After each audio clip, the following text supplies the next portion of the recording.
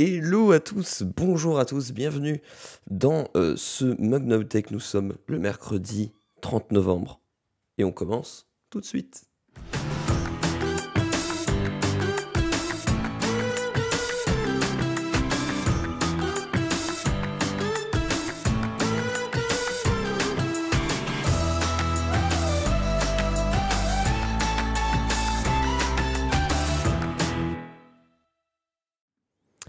Hello tout le monde, hello, j'espère que vous allez bien. Et oui, aujourd'hui, mug très spécial déjà. Léo, ce n'est pas Jérôme, mais vous êtes dans un tout nouveau décor. Bienvenue chez moi, bienvenue à Strasbourg. Je vous ai mis bien. Exactement comme le dit Kéris86. Petit feu de bois, petite ambiance cocooning pour un mug chill aujourd'hui. J'espère que vous allez bien. Salut tout le monde, salut Oleg, salut FRJS, salut Samuel qui me dit 5 sur 5. C'est très bien. Salut Poppy, salut Eliav, salut Néo, salut Fabrice. Salut tout le monde, salut Polaire75, salut The Garlic Snail, salut Eternal, ça va? Tu n'as aucune image, Dexter, bah je pense que ça doit venir de chez toi parce que ça a l'air de fonctionner pour tout le monde. J'espère que vous allez bien. Aujourd'hui, on va parler de plein de petites choses. On va parler de la meilleure application. On va tester si la deuxième scène fonctionne. Oui, magnifique. On va parler donc du coup de la meilleure application de 2022 selon Apple. On verra, il y a différents critères sur l'iPad, sur l'Apple TV, sur iPhone. On va parler un petit peu de tout ça, des différentes applications. Moi j'ai découvert des applis, peut-être que vous en découvrirez aussi. On parlera un petit peu de 5G. Que serait un mug de Léo sans 5G, évidemment. On parlera exactement de 5G, pourquoi le déploiement en zone rurale est un petit peu menacé. Il y a des petits retours en arrière, on va voir ça ensemble. Aussi, que serait une semaine d'ActuTech sans Elon Musk. Cette fois-ci, on va pas parler d'Elon Musk pour Twitter, mais plus pour Tesla et son semi-remorque électrique. Pareil, il y a pas mal de trucs sympas à dire là-dessus, donc ça va être sympa. On parle souvent mobilité 5G, je suis d'accord. J'ai regardé par curiosité hier, je parle beaucoup de ça dans les mugs que je fais, mais c'est pas grave. On va parler aussi d'un truc ultra intéressant, c'est Samsung qui du coup, en fait, facilite la vie aux gens pour réparer leur téléphone. On va voir qu'ils ont sorti une nouvelle application qui permet de faciliter tout ça pour le, entre guillemets, grand public averti. Ensuite, si on a le temps, on verra en fonction des articles ou pas, mais on parlera d'un moteur d'avion à hydrogène. Waouh, exceptionnel. Voilà, exactement. On verra si on a le temps, mais c'est quand même assez intéressant. C'est vrai que c'est très très mobilité, hein, ce mec, mais c'est pas grave. On parlera rachat de Salto, avec des rumeurs qui sont démenties, mais on sait pas vraiment. C'est quand même intéressant d'en parler.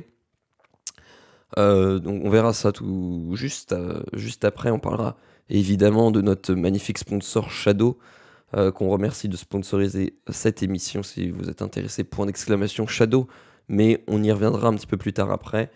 Et voilà, après j'ai quelques articles en rab, j'ai des nouveautés sur Tesla, parce que je me disais qu'une c'était pas assez. Et on parlera aussi d'un sujet sur l'eSIM, ça je pense que c'est vraiment intéressant, ne serait-ce que pour la sensibilisation. Donc et que vous soyez conscient du risque, même si on en a déjà parlé sur la chaîne. On va voir tout ça ensemble. Ouais, c'était un petit souci sur ton live, n'hésite pas à refresh si jamais t'es soucis, parce que ça fonctionne bien de notre côté. D'ailleurs, oui, je vous recommande de faire un petit sub, un petit truc. On va voir si ça marche, mais j'ai essayé de setup un truc assez sympa. Donc voilà, on va tout de suite passer au Kawa.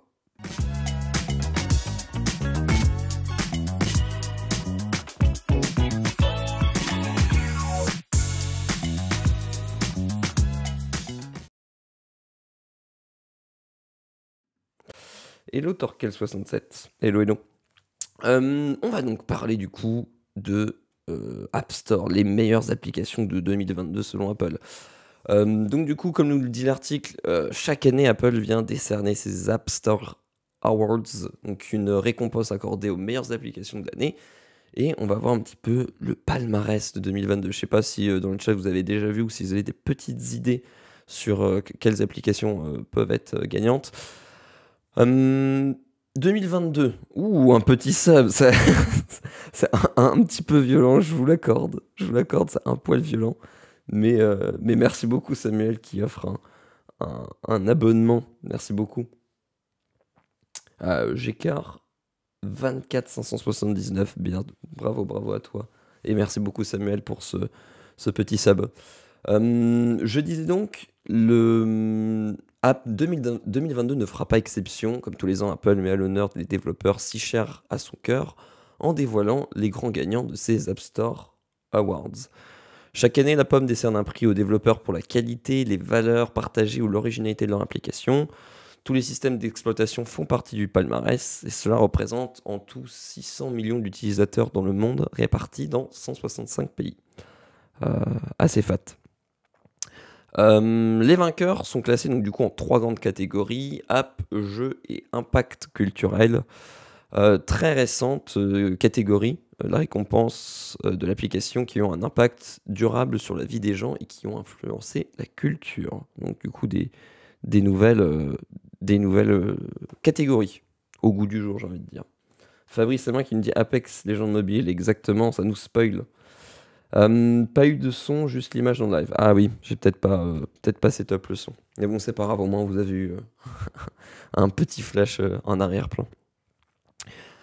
Cette année, plus que les autres, les vainqueurs des App Store Rewards encouragent les utilisateurs à s'immerger davantage dans leurs émotions, à se connecter authentiquement avec les autres ou à rendre hommage à leur héritage et aux générations qui nous ont précédés tout en produisant la vision du monde meilleure. Rien que ça. Toujours en sobriété, Apple. Merci.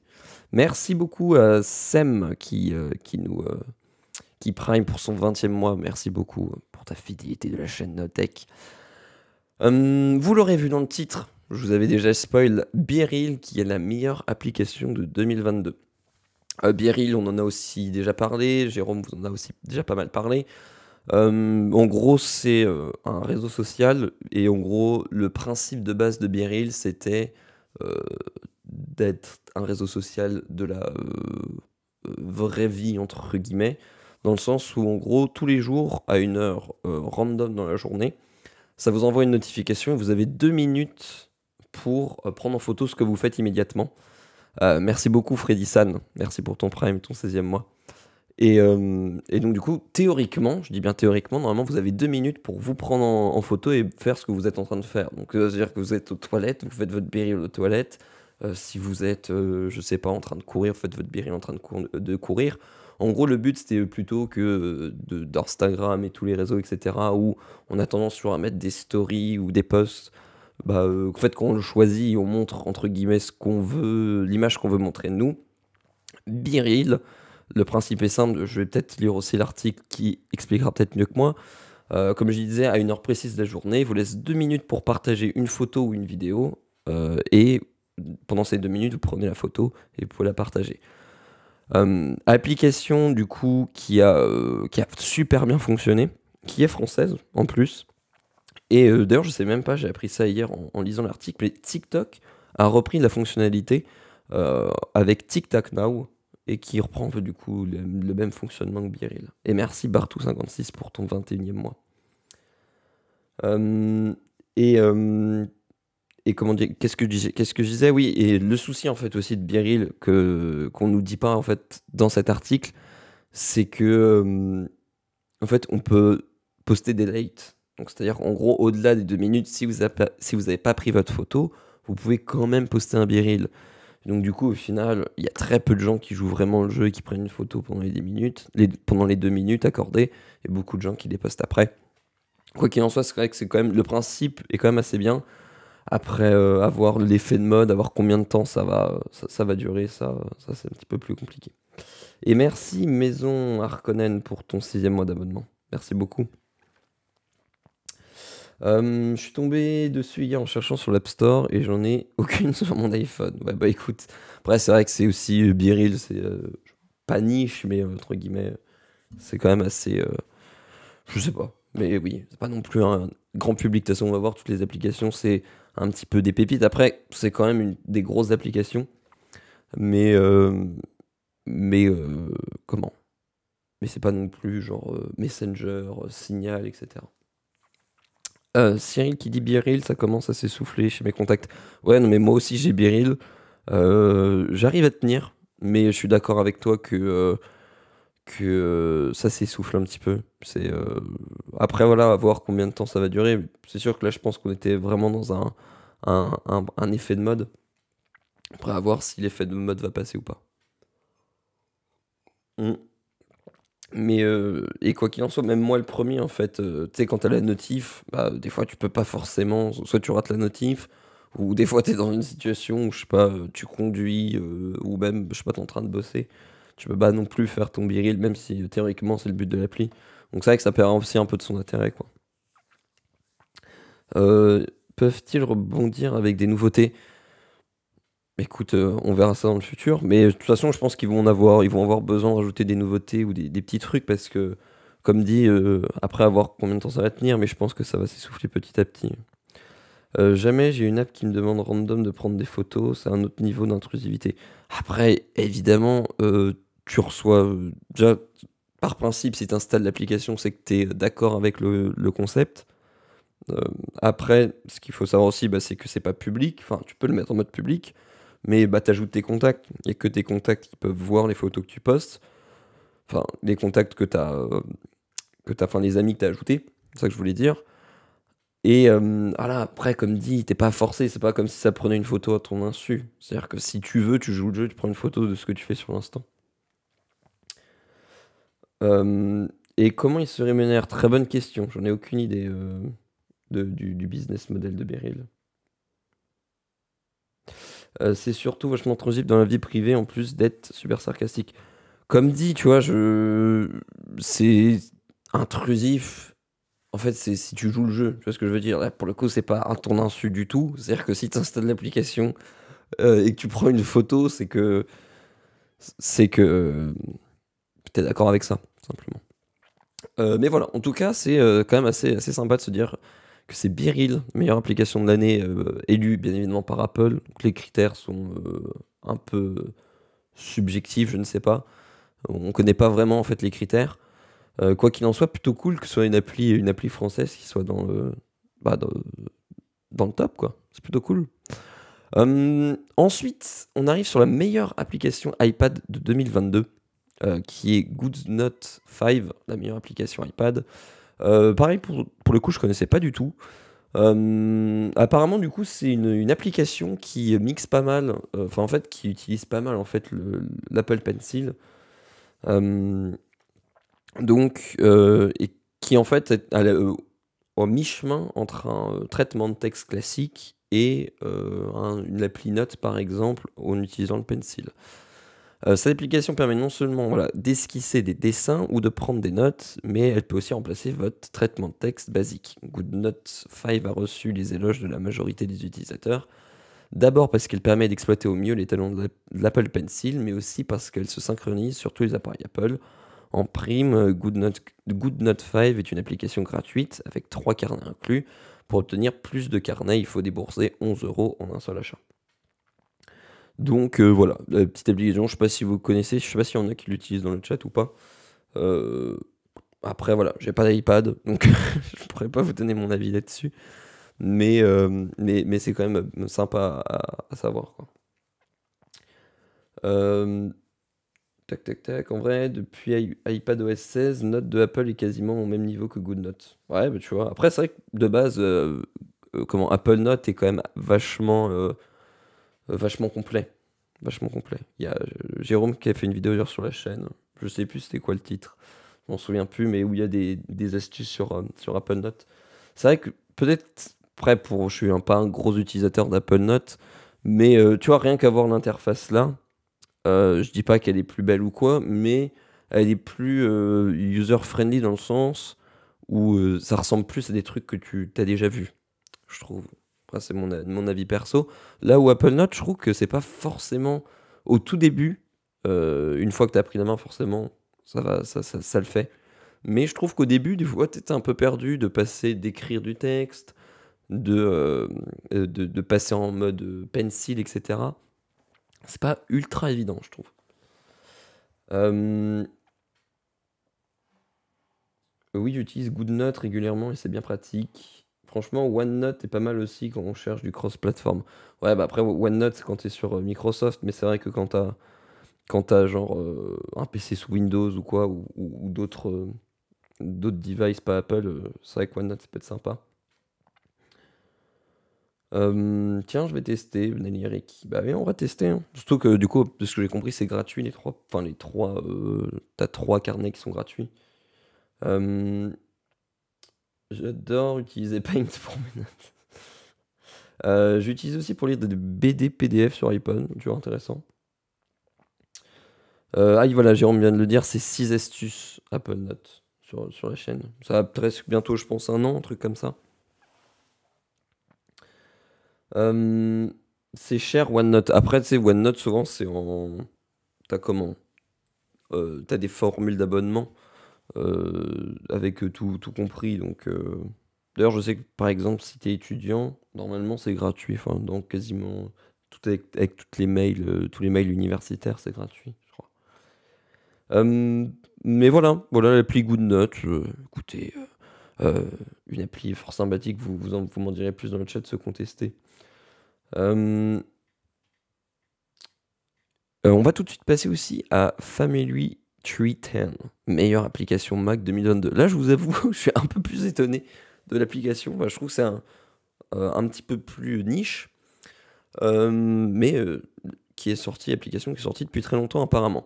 Sortie en 1998, Family Tree est un logiciel, comme son nom l'indique, de généalogie, d'arbre généalogique, disponible sur Mac. Au fil des années, les développeurs allemands, donc c'est allemand, ont travaillé leur intelligence artificielle pour qu'elle récupère des informations sur les vieux documents ayant subi les affres du temps.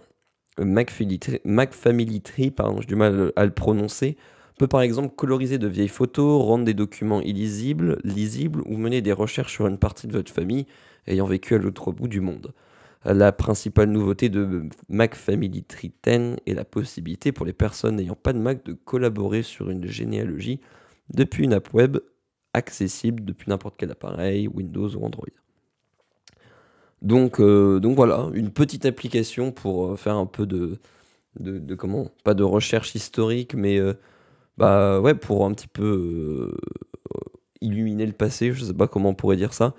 C'est vrai qu'en tout cas, l'interface a l'air assez sympa pour avoir déjà vu des trucs d'art généalogique. Après, c'est quand même très niche pour le coup. C'est pas le truc que tu fais tous les jours en mode tiens, ta petite morning routine, je vais faire mon petit arbre généalogique. Mais en tout cas, c'est vrai que quand tu regardes du coup tout ce que ça intègre, avec pas mal d'outils pour coloriser des photos, pour essayer de déchiffrer des documents qui sont en mauvais état. Ça a l'air d'être une solution assez complète pour des gens bah, qui peuvent aussi tout simplement s'intéresser à leur passé. Ça peut être sympa. Hum, Qu'est-ce que ça dit dans le chat? Je me le disais bien, cool que ce soit dispo gratuitement. Ouais, ça parle de GoodNote. Tu peux répéter le nom de l'appli c'est pour valider la case accent anglais drama dans la chatroom sur ton passeport. Bah, écoute, Mac Family Triten. Voilà. Euh, non, je suis pas nouveau chez Nowtech, mais c'est vrai que je fais pas souvent des mugs de base. Je ne suis pas présentateur, je suis vraiment le présentateur de secours officiel, c'est ça. Présentateur de secours officiel. Le remplaçant, exactement. C'est vrai que c'est très niche pour me mettre dans un top. Ouais, bah, c'est ce que je me suis dit aussi, mais après, je comprends aussi le côté. Après, comme, tu sais, comme il disait dans le speech du début, c'est aussi très côté famille, passé, etc. Donc, euh, donc voilà, le Joker, exactement, Yves. Voilà, on va passer un petit peu rapidement là-dessus. Ensuite, on va passer sur la meilleure application d'Apple Watch 2022, Gentler Streak. C'est pour toi, Oleg, c'est pour toi. Donc là, du coup, on passe sur Apple Watch. Je vais vous lire l'article. Alors que nos sociétés modernes sont rythmées par les applications de self-data, données sur soi-même, la petite traduction, Gentler Streak promet de prendre soin de son corps et de sa tête sans se mettre la pression. L'idée est simple, l'application analyse votre activité quotidienne grâce au capteur de l'Apple Watch et recommande, en cas de flemme excessive, de vous bouger selon vos envies. 104 activités différentes sont proposées, de la classique course à pied au vélo, en passant par la promenade du chien, sans pression, on vous dit. L'article nous en dit pas plus de ce que j'ai vu. Ouais, en fait, c'est ça. En gros, c'est une appli un petit peu de tracking santé qui est un peu plus friendly et un peu plus cool et pas trop, comment dirais-je, comment dire, je dis moralisatrice, mais c'est pas ça. Culpabilisatrice, voilà, c'est plutôt ça. En mode, t'as pas fait assez aujourd'hui, lève-toi, il faut que tu finisses tes objectifs. En gros, voilà, l'application, ça permet de donner des fois des petits coups de boost, des petits rappels, avec un côté un peu plus sympathique. Donc voilà, je sais pas, c'est pareil si on a déjà testé dans le chat. Moi, j'ai pas d'Apple Watch. Et bon, c'est pas forcément le genre d'appli que j'utilise, mais je peux comprendre l'utilité. Léo remplaçant, mes compétents. Bah, merci beaucoup, merci beaucoup. J'ai pas encore d'Apple Watch, mais c'est clairement pas l'appli que j'installerai d'entrée de jeu. Oui, bah, c'est sûr que c'est pas l'appli indispensable. Après, tu vois, tu sais, je sais pas si ça fonctionne en parallèle de l'app santé ou même de. C'est quoi, c'est activité? Les cercles là, sur l'Apple Watch. Mais j'avoue, je sais pas si ça remplace ça. Mais je peux comprendre aussi que ça peut être chiant d'avoir le côté, tu sais, vraiment, ouais, tu sais, en fin de journée, tu vois, t'as plein de notifs, t'as pas fini tes cercles, etc. C'est un peu décourageant parfois. Donc je peux comprendre que l'appla, tu vois, elle est plus dans le côté fun et en mode, bah, même si t'as pas fait tes objectifs, c'est pas grave, mais ça essaie de te relancer des trucs un petit peu sympas. Oui, oui, non, mais il y en a pas mal qui se posent la question dans le chat. Voilà, moi je suis là vraiment que à temps partiel et comme l'a dit Jérôme, euh, bah, chaque présentateur est payé. Donc du coup, bah, si tu en rajoutes un en plus, ça fait une paye en plus. Parce qu'à savoir que Jérôme ne se paye pas quand il fait un mug. Donc du coup, forcément, ça coûterait plus cher. Euh, Vix Ciné, alors là, je vais pas vous le faire. Pareil, aussi, meilleure application Apple TV 2022, qui est une appli aussi vachement niche. En gros, c'est une appli VOD espagnole. Comme le dit Ciné YTV, je vais le prononcer comme ça, s'adresse à un public hispanique, plus particulièrement d'Amérique latine. L'appli regroupe 20 000 heures de VOD, incluant des films, séries, telenovelas et émissions TV en espagnol. Pareil, assez étonné que ce soit une application comme ça, qui soit avec ça dans le top. Mais, euh, mais voilà, c'est juste ce que j'ai à dire. Une appli pareil, un petit peu de niche. On arrive tout de suite sur les meilleurs jeux de l'année et sur iPhone, c'est Apex Legends Mobile qui est le meilleur, qui a été énoncé meilleur par Apple.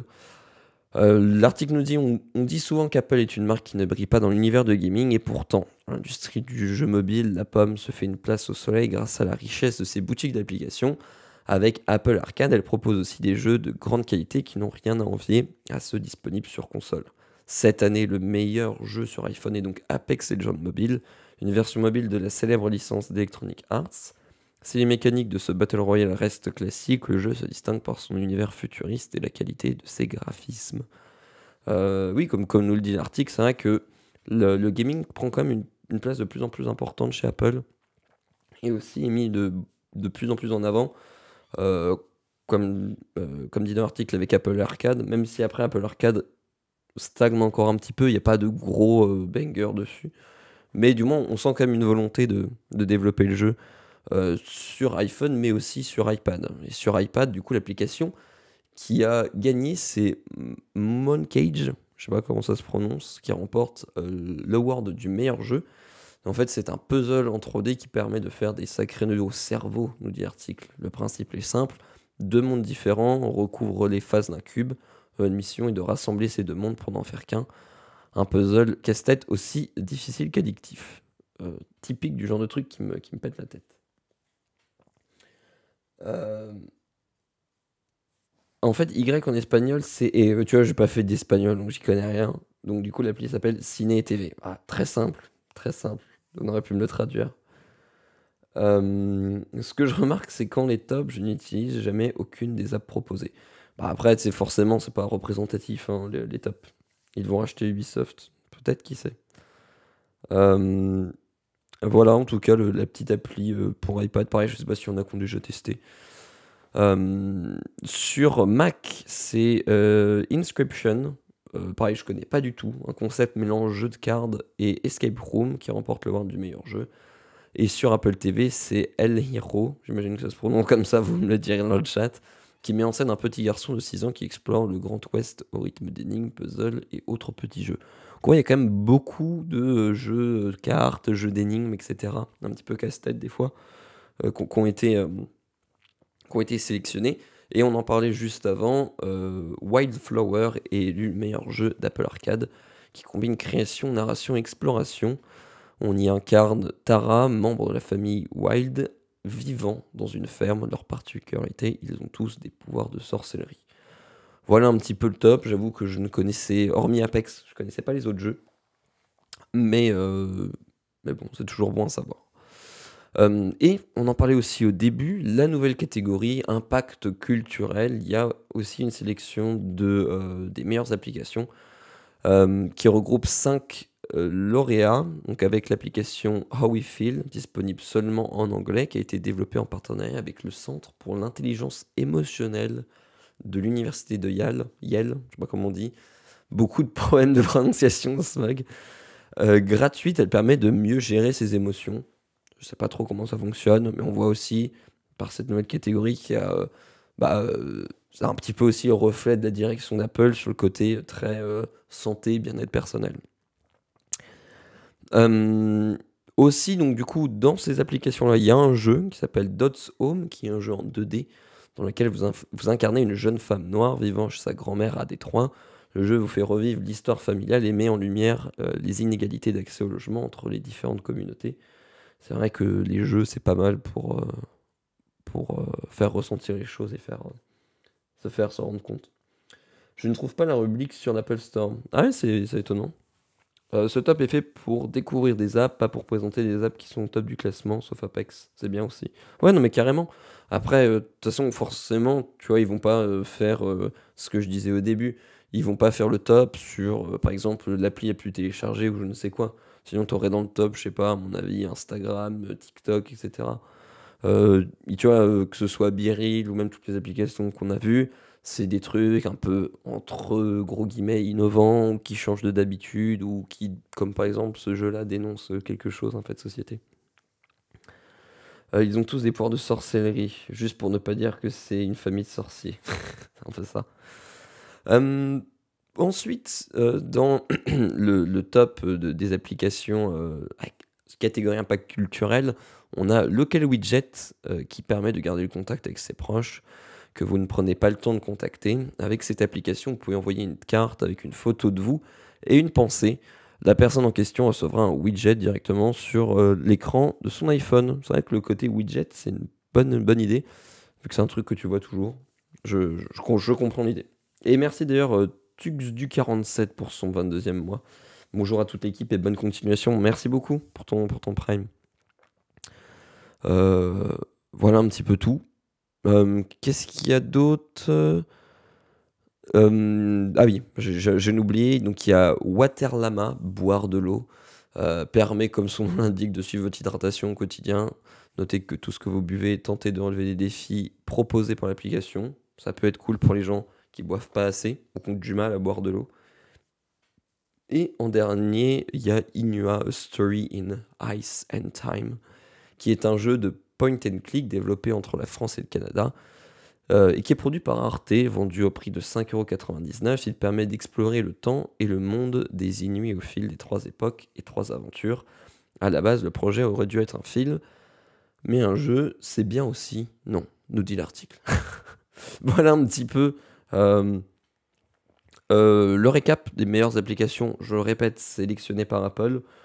Je sais pas ce que vous en avez pensé, s'il y en a qui ont découvert des applis ou s'il y en a qui a certaines applis qui les intéressent. En tout cas, je sais plus qui disait ça dans le chat tout à l'heure, mais c'est vrai qu'il y a aussi ce côté assez sympa on découvre des nouvelles applications. 99 des gens, le bac de nos jours, c'est plus comme de ton temps le passeport de présentateur de tech. C'est un peu ça. Les jeux Arte sont pas mal en général. Ouais, de toute façon, tout ce que produit Arte, en général, ça reste plutôt pas mal. Je valide la case article sociétal du passeport. Et bah merci Oleg. Faut vraiment que je le saigne ce passeport. Euh, Heureusement que ma cadette n'a pas d'iPhone parce qu'elle utiliserait Local Widget à balle et me spammerait de widgets toute la journée. Après, j'imagine que ça doit être fait en sorte que comment? Ça te spamme pas. Justement, c'est le côté cool du widget, c'est que c'est un endroit sur ton écran, tu vois. C'est pas comme si on t'envoie des messages ou t'as aussi des fois à se dire merde, faut que je réponde. T'as pas le temps de répondre, t'oublies de répondre.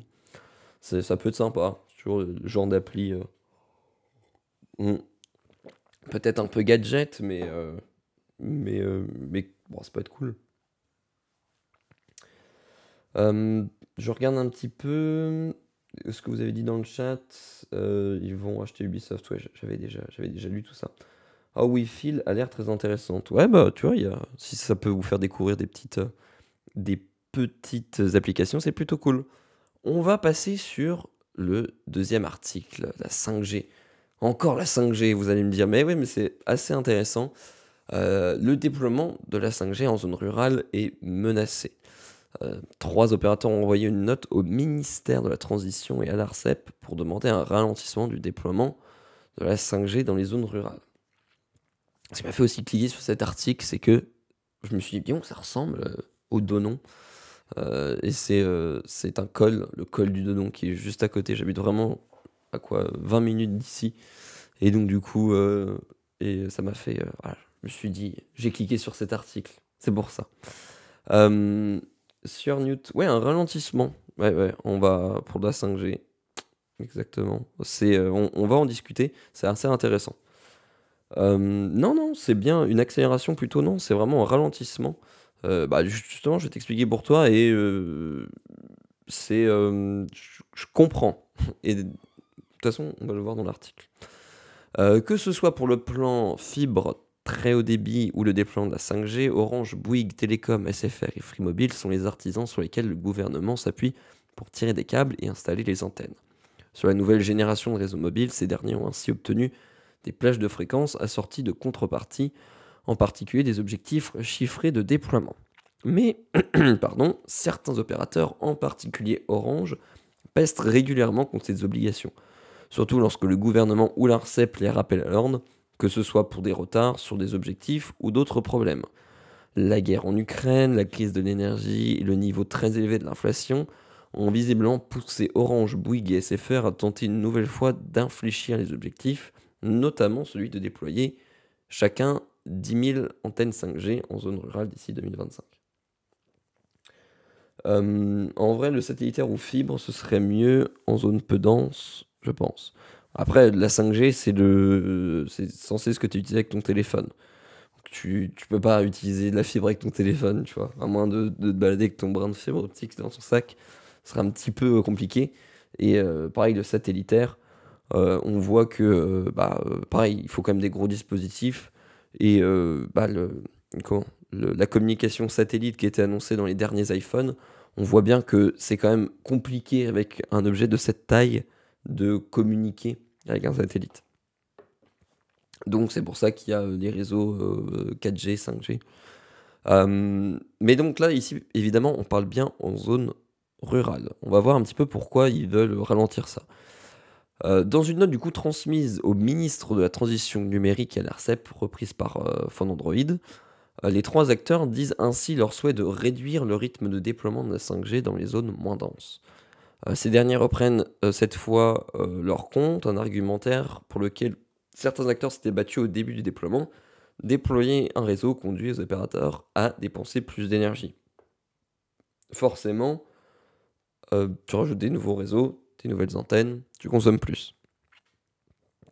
Beaucoup, puisque la note parle d'une hausse d'environ 40% de la consommation d'électricité après l'installation d'une antenne 5G en zone rurale.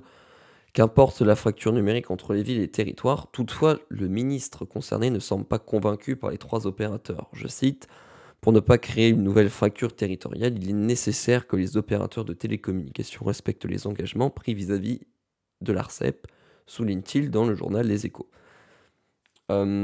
Déployer un nouveau réseau mobile dépense forcément plus d'énergie, surtout lorsqu'il se superpose à d'anciennes générations, GSM, UTMS, 3G, 4G. Comme le souligne le ministre, le déploiement de la 5G permettra, s'il est achevé, d'énormes économies, l'achèvement du projet étant la condition pour que d'autres réseaux, notamment le 4G, puissent être éteints. Spoiler alerte, on n'en est pas encore là. Je vais finir l'article et après je vais vous parler du reste. Selon le ministre de la Transition, en effet, la 5G permet de diviser la consommation électrique du réseau par 10 par rapport à la 5G. L'ARCEP n'a de son côté pas émis de réaction officielle. En parallèle, le marché semble prêt puisque la plupart des smartphones vendus actuellement sont compatibles avec les réseaux 5G et que certains abonnés commencent déjà à bénéficier de ces avantages, notamment en ville. Là où je suis un petit peu dubitatif dans l'article, c'est que, en fait, je comprends déjà les opérateurs parce que en zone rurale, la 5G, ça permet. Alors, il y a deux choses ultra qui changent beaucoup avec la 5G. Ça permet d'atteindre des débits plus hauts, certes, mais aussi ça gère mieux, par exemple, les zones à très haute densité. Et j'en ai fait expérience récemment des réseaux saturés. Quand tu as beaucoup de monde en 4G, le réseau sature, et ce qui fait qu'en fait, même si tu as une bonne réception, tu peux pas l'utiliser ou très très mal. Donc c'est là que la 5G peut intervenir pour un peu gérer ce genre de soucis de très forte affluence sur une zone géographique, là où c'est intéressant dans les villes, là où en zone rurale c'est quand même beaucoup moins fréquent ou alors récurrent. D'ailleurs, oui, merci Knolan pour ton Prime et merci G17 Gen 6 qui nous dit bonjour à tous pour son 21e mois, merci beaucoup. Ce que je veux dire par là, c'est que est-ce qu'on a vraiment besoin. Pourtant, je suis plutôt pour la 5G, pour que ça aille plus vite, etc. Pour le coup, je suis pas convaincu de la 5G en zone rurale. D'autant plus que la 5G, les ondes, elles passent moins bien à travers des murs, moins bien à travers les obstacles. Là où en ville, en fait, tu as beaucoup d'antennes 5G réparties qui permettent de desservir la ville. Je suis pas vraiment 100% convaincu en fait de l'utilité. Pour moi, il faudrait plus se pencher sur comment développer des meilleurs réseaux 4G, tout simplement, enfin du moins améliorer les réseaux déjà existants dans les zones rurales. Par exemple, il y a aussi certaines antennes, même si vous voyez 4G ou 5G, qui sont physiquement, entre guillemets, qui peuvent pas atteindre des débits. Parce qu'il y a des antennes qui fonctionnent encore sur de la DSL. Il y a certaines antennes qui n'ont pas la fibre à côté qui fonctionnent en ADSL ou VDSL. Il y en a certaines qui fonctionnent avec des faisceaux hertziens. C'est en gros, c'est enfin oui, en fait, c'est une antenne très directionnelle qui permet d'envoyer un flux. Donc en fait, déjà, ces problèmes-là, ça réduit drastiquement ton débit. Donc si déjà tu fais entre guillemets l'effort de fibrer ton antenne pour qu'il y ait beaucoup de débit dessus, et aussi vraiment optimiser la diffusion de la 4G, je pense que ça changerait déjà beaucoup de problèmes dans les zones rurales, avant même d'avoir la 5G, quoi. Une antenne 5G ne couvre-t-elle moins de kilomètres que la 4G, etc. Si c'est ça, alors je sais pas si elle couvre moins de kilomètres, du moins ça passe beaucoup moins entre les murs et les obstacles, donc du coup forcément tu captes moins bien. La 5G en zone rurale, c'est pratique quand t'as pas la fibre, ça m'arrive régulièrement de switcher dessus. C'est vrai que t'as cet usage-là qui peut être intéressant. Clairement, en zone rurale, on n'a pas besoin de 5G, on a besoin d'une couverture totale du territoire et déploiement de la fibre. Je suis d'accord avec toi aussi. Après, je crois que c'est de 2025, hein, le plan fibre très haut débit pour tout le monde. Enfin, théorique, non? La 4G n'était pas déployée à fond en France. Je n'ai que rarement eu au-dessus de 150, alors qu'au Luxembourg, j'étais plutôt à 500. Ouais, non, mais exactement. Alors après, tu as aussi des histoires de fréquence en fonction des opérateurs. Mais je suis d'accord avec toi que une très bonne 4G en zone rurale, ça peut déjà faire vraiment le taf, quoi. Et c'est que le souci, c'est qu'en ce moment, tu as plein de zones qui sont couvertes en 4G qui fonctionnent pas forcément terrible, quoi. Et donc du coup, la 5G, t'as envie de dire, améliorons déjà ce qui est existant au lieu de développer le reste. Gros festival dans un bled paumé, la 5G serait nécessaire. Ouais, mais là, tu vois, c'est un usage particulier et souvent dans des gros événements du type festival et cetera, ils mettent des antennes temporaires, pour couvrir les zones et justement éviter ce genre d'effet de saturation et cetera. Et oui aussi, c'est un petit peu plus stable la 5G, tu raison. S'ils mettent la 5G, tu pourras avoir la fibre chez toi, il faut la fibre pour connecter la 5G. Ouais, exactement, exactement. Il a été arrêté le plan fibre et ne sera pas totalement déployé. Ah, tu vois, je savais même pas du tout. Déployer une nouvelle antenne peut coûter moins cher que mettre à jour toute l'infra. Peut-être aussi, mais tu vois, je pense que comment? Améliorer le réseau existant, ça pourrait déjà être cool dans certaines zones. Après, comme dit aussi, c'est vrai que à terme, le réseau, 5G, c'est censé un petit peu moins consommer. Parce qu'il y a une sorte, alors je veux pas dire de bêtises, je vais vulgariser, mais de modulation de puissance. C'est-à-dire que si la 4G elle est pas utilisée ou qu'il y a très peu de gens qui sont connectés dessus, bah, la consommation va être fortement réduite. Là où la 4G, ça envoie à balle, que ce soit utilisé ou pas. Mais il y a un moment dans l'article, je sais plus, c'était une citation, etc., où il disait, là, en gros, que la 5G, si l'HC, étant la condition pour que les autres réseaux, notamment la 4G puisse être éteint. Honnêtement, je pense que le réseau 4G, on a largement le temps de voir, largement le temps de venir avant que le réseau soit arrêté complètement. Qu'on commence déjà peut-être par arrêter les réseaux 3G, etc. Et encore, c'est beaucoup utilisé quand tout de même, en fait, hein, les réseaux 3G, etc. Voire 2G. Donc, bon, c'est le souci. Franchement, couper, ça va demander beaucoup de temps. Et avant qu'on en vienne à couper la 3G, ça va déjà prendre du temps. Ensuite, qu'on vienne à couper la 4G, je pense qu'on a encore vraiment le temps de voir, quoi. L'utilité principale de la 5G sur le long terme ne sera pas pour les particuliers avec leur usage actuel, mais pour les sociétés qui ne sont pas fibrées par exemple, et le déploiement de l'IA et des technologies autonomes et connectées. Oui, non mais c'est sûr. Mais je comprends que dans cette situation actuelle d'inflation, le matériel coûte plus cher, l'électricité coûte plus cher. Je comprends aussi que les opérateurs soient pas contents. Ce qui coûte cher, c'est pas de payer l'antenne, la maintenance, ils font des travaux, autant en mettre tout de suite. La 5G. Les forfaits 5G ne sont pas donnés non plus, non, ça c'est sûr. Nous ne sommes pas au prix des réels des choses. Le réseau 3G est encore beaucoup utilisé par les terminaux de paiement, je crois en plus. Ouais, non mais c'est ça. T'as encore plein de trucs qui sont utilisés en 3G.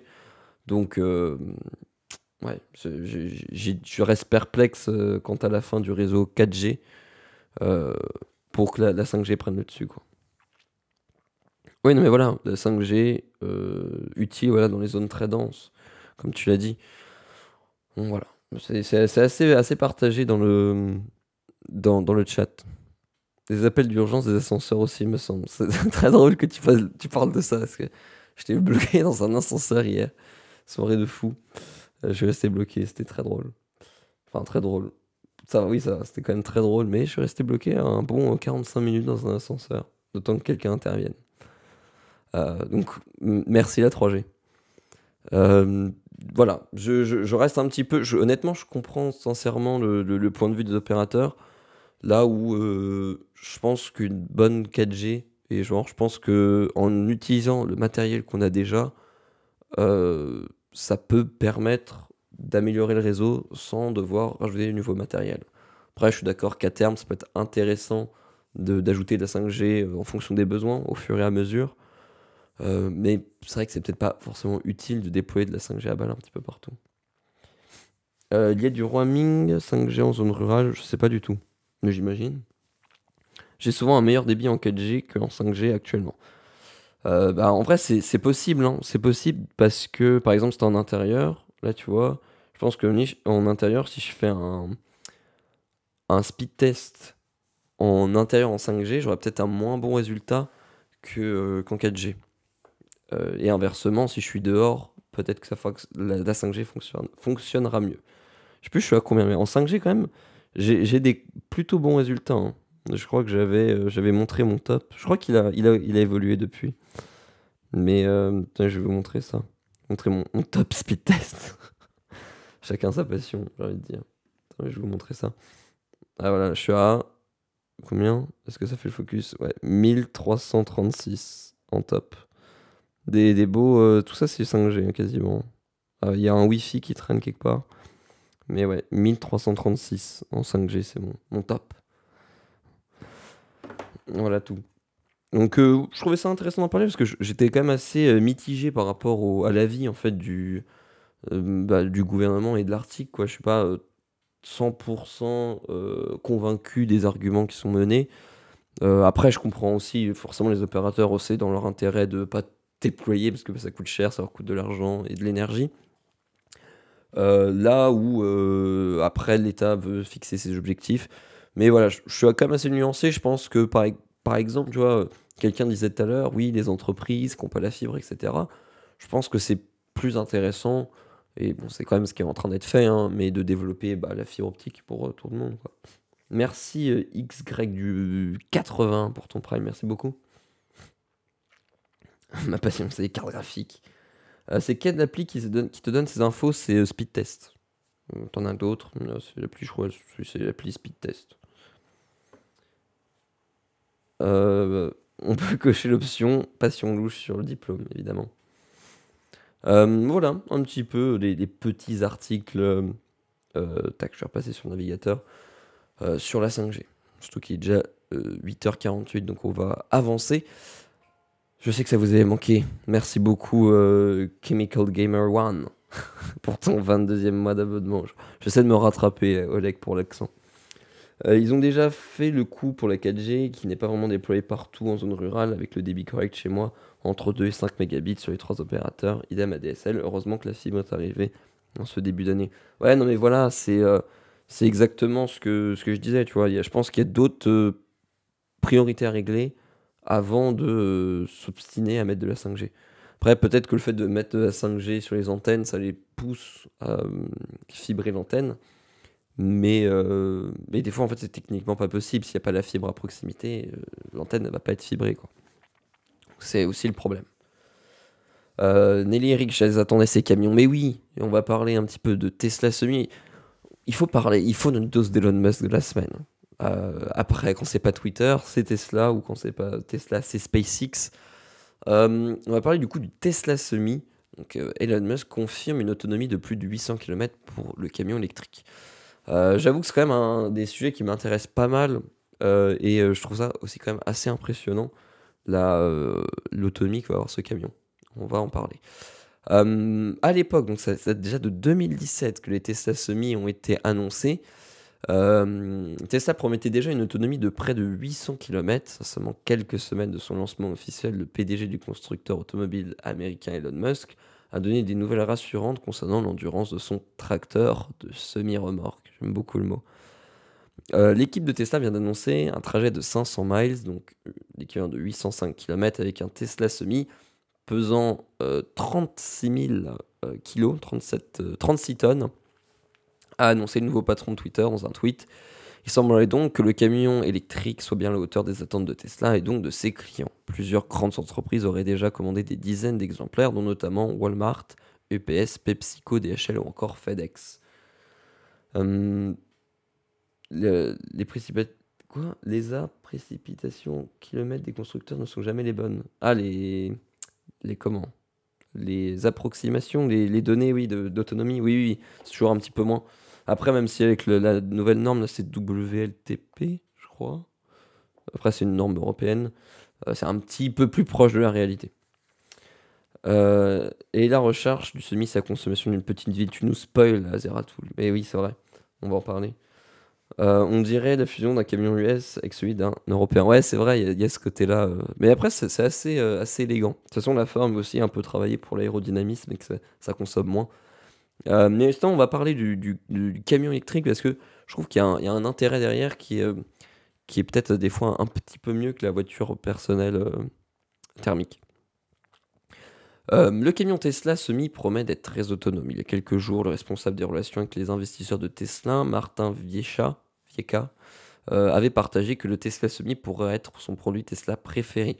Ce dernier déclarait: la plupart des personnes de la communauté des investisseurs, y compris les gros actionnaires, À qui je parle ne croyait pas qu'il était possible de fabriquer un camion de classe 8 entièrement chargé et pouvant parcourir 800 km. C'est ça qu'il faut pas oublier, que ça tracte des tonnes derrière, quoi.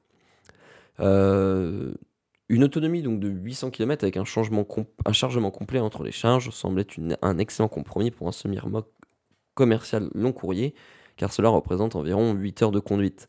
Après quoi, une pause est obligatoire. Les conducteurs devront ensuite se rendre sur les aires de recharge prévues à cet effet. On rappelle d'ailleurs que celle-ci pourrait à terme consommer autant qu'une petite ville. Je ne sais plus qui nous le disait dans le chat tout à l'heure, mais c'est vrai. On verra un petit peu après les consommations et surtout la vitesse de charge qui est quand même assez impressionnante.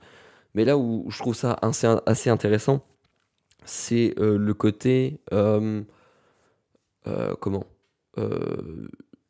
tu es obligé de faire une pause en fait. Quand tu es conducteur routier, tu as des pauses qui sont légalement imposées. Et donc du coup, c'est vrai que pendant ces pauses, c'est quand même le moment idéal. Dans tous les cas, en fait, tu fais rien, t'as pas le droit de rouler avec ton camion. Donc c'est vrai que autant si tu peux charger ton camion, surtout si c'est en plus dans des zones qui pourraient être aménagées spécialement pour des chauffeurs routiers, donc avec des sanitaires, etc. C'est vrai que il y a quand même un intérêt. Après, comme dit, c'était gros bébé. Il y a des tonnes de batteries dedans, donc il y a toujours ce souci de recyclage des batteries, etc. et des ressources nécessaires pour fabriquer des batteries. Et tu as aussi le souci de consommation électrique, parce que l'énergie, il faut bien qu'elle sorte de quelque part. Tu as toujours le débat de quelle est la source, parce que si ta centrale électrique elle est produite au charbon, au gaz, bah, ça revient au même, c'est même pire. Donc voilà. On a le temps de charge. Bah, je croyais qu'il était dans l'article. Alors c'est peut-être dans un autre article que je l'ai vu. Je vais te trouver ça. J'espère qu'il y aura de quoi recharger. Bah évidemment, si tu mets ça en place, il faut mettre les infrastructures pour le recharger. C'est certain que si tu fais de l'autoroute, tu traverses les Alpes, la conso va changer, bah, forcément. Ouais, ça pose encore la question sur les temps de charge. Je crois que c'est assez impressionnant. Euh, je vais vous le dire après.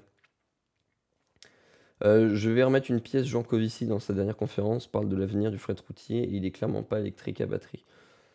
Euh, possiblement, chacun son avis.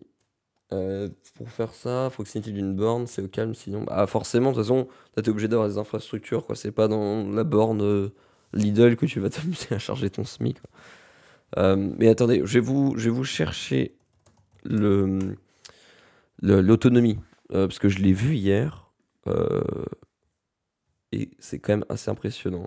Ouais, c'est ça, c'est en 30 minutes, 70% d'autonomie rechargée. Tac, je repasse là. C'est énorme. Mais imaginez la puissance de. C'est pas annoncé là. Mais la puissance de qu'il faut falloir pour recharger à cette vitesse. Un système de recharge rapide.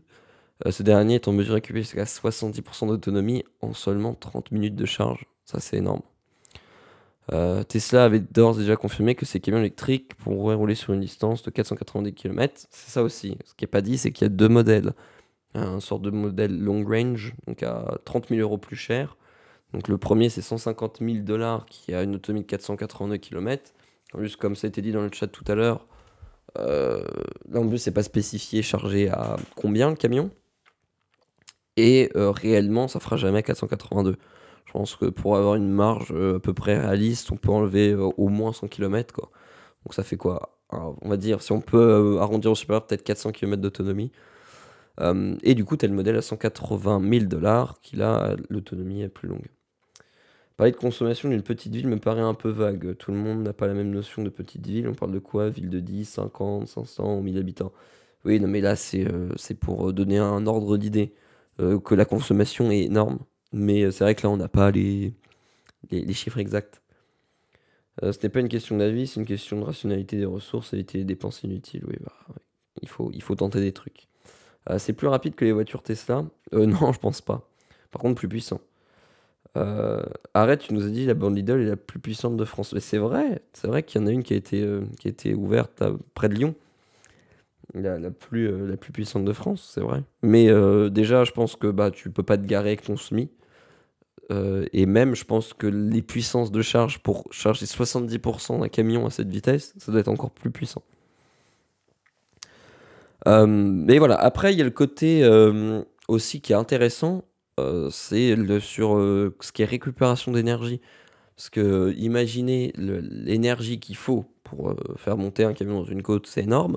Mais imaginez aussi la puissance qu'on peut récupérer avec tout le poids et l'énergie accumulée dans une descente, au lieu de freiner et de dissimuler ça en chaleur. C'est assez intéressant. Après, comme dit, il y a tous ces débats de... Là, il y a des quantités de batteries astronomiques. Si ça commence à se démocratiser, il faut développer les réseaux électriques. Il va peut-être même falloir développer d'autres réseaux de production électrique. Donc, c'est toujours... De toute façon, l'électrique, c'est toujours le même débat, quoi. Toujours le même débat. Après, je trouve ça bien aussi de se dire quand même qu'il y a des alternatives au pétrole. C'est quand même assez cool. Après, le jour où on aura déjà résolu le problème de batterie qui est le plus gros, surtout le plus gros problème, c'est vraiment ce qui est recyclage, ou du moins réutilisation. Parce que là, quand tu sais qu'au bout d'un moment, ton véhicule, il va être obsolète, et que pour l'instant, alors oui, il y a des sociétés qui se lancent dans le recyclage, etc. Mais pour le moment, c'est pas non plus démocratisé, c'est pas fiable, c'est pas recyclé à 100%. Et puis bah, les ressources, tu les utilises. Donc au bout d'un moment, il n'y en aura plus, quoi. Par contre, il est pas beau. Oh, bah ça a un look assez futuriste, quoi. Après, à savoir de quoi on parle, il faudrait que tout à chacun sache qu'on consomme un poids lourd en thermique. Oui, mais là, je sais pas les ordres de grandeur non plus de la consommation d'un camion, mais quand tu vois déjà la taille du réservoir, ça te donne un ordre d'idée, quoi. L'avenir, ce sont les camions sous caténaire, ça existe déjà. Il faut trop de ressources pour ces camions électriques. Ouais, après, tu vois, tes camions sous caténaire, c'est le train, entre guillemets, tu vois ce que je veux dire. Il faut aussi développer, alors tu me diras, des bornes de charge, il faut aussi développer le réseau, etc. Mais, mais si tu fais un camion sous caténaire, imagine quoi, il faut développer des axes routiers exprès avec une ligne caténaire pour que les camions puissent rouler. Donc c'est pareil quoi. Dans ce cas-là, par exemple, autant utiliser le fret ferroviaire quoi, qui est quand même développé mais pas assez quoi. Vu la pollution d'un camion, vivent les camions électriques. Ouais. Après, le souci, comme dit, l'électrique, si c'est produit à des sujets à débat, mais avec du nucléaire, bah, c'est quand même, je pense qu'à long terme, l'impact carbone sur l'environnement et de gaz à effet de serre, et surtout de gaz à effet de serre, alors pas impact environnement, je parlais de gaz à effet de serre, sera beaucoup moindre qu'un camion, quoi. Et merci Copperfield93 pour ton deuxième mois, merci beaucoup. Camion sous caténaire, autant prendre le tramway, c'est ce que, c'est ce que je disais, quoi. Ce que je disais. Pas sûr, les locomotives ne sont pas à 100% sur une consommation électrique. Enfin, de ce que j'en sais. Bah, ça dépend lesquels. Ça dépend lesquels. Après, normalement, tu as toujours un petit. Oui, tu as quand même une partie thermique. Pour les zones où t'as pas de. euh, comment? Les zones où t'as pas d'électricité, quoi. Après, sur Newt, sauf que les trains ne vont pas au dernier kilomètre. Ouais, exactement. Mais après, tu vois ce que je veux dire, c'est que si tu. Comme il disait, si tu fais des camions avec une ligne électrique, enfin un caténaire, imagine le réseau qu'il faut développer pour aller jusqu'au dernier kilomètre. Un peu sceptique. Mais voilà, comme toujours, le souci c'est les batteries, qu'est-ce qu'on en fait après? Parce que si on peut pas les recycler, ça va poser un gros problème quand même. Là où quand même un moteur thermique, on peut plus facilement récupérer. Ça y est quand même beaucoup de métal, donc on peut facilement récupérer, même s'il y a beaucoup de pertes, euh, tous les éléments autour, plastique, etc., électronique. Mais bon, tu as quand même une partie que tu peux recycler, là où les batteries, pour le moment, c'est un petit peu compliqué. Et tu as aussi toujours ce problème de d'où vient ta source d'énergie, parce que si ça vient d'une centrale à charbon, à gaz ou de toute autre énergie fossile qui soit, bah, l'impact, il sera forcément plus important. Et je sais plus qui parlait d'hydrogène. L'hydrogène pollue encore plus. Bah, c'est exactement ce que je voulais dire. L'hydrogène est nettement mieux pour un camion. Le souci, ouais, c'est que la production d'hydrogène, ça consomme encore plus d'énergie que la simple recharge d'une batterie. Après, le gros avantage de l'hydrogène, c'est qu'on sait le stocker en grande quantité. Donc après, avoir aussi, tu vois, le côté ratio, il faudrait faire la part des choses, quoi, voir l'impact carbone que ça a une batterie et voir l'hydrogène, même si c'est un très faible rendement de production, il faudra voir. Les batteries, ils savent faire à 95%, mais le process est breveté. Si on fait des tapis roulants pour mettre les camions dessus, mais t'as raison, Cyril, c'est exactement ce qu'il faut faire. La taille des batteries d'hydrogène serait monstrueux pour un camion. Oui, tu m'étonnes. L'hydrogène, c'est dangereux plus qu'une batterie. Ah, c'est sûr qu'à stocker, c'est un petit peu plus compliqué, quoi. Mais c'est vrai que pour le moment, c'est une technologie qu'on. Bah, ça permet de. C'est du gaz, quoi. Donc, c'est plus facile. Enfin, on sait plus facilement stocker. Sinon, c'est électrolyse, donc tout dépend comment est produite cette énorme quantité d'électricité. Bah, évidemment, enfin, de toute façon, on en revient toujours au même problème. Il faut.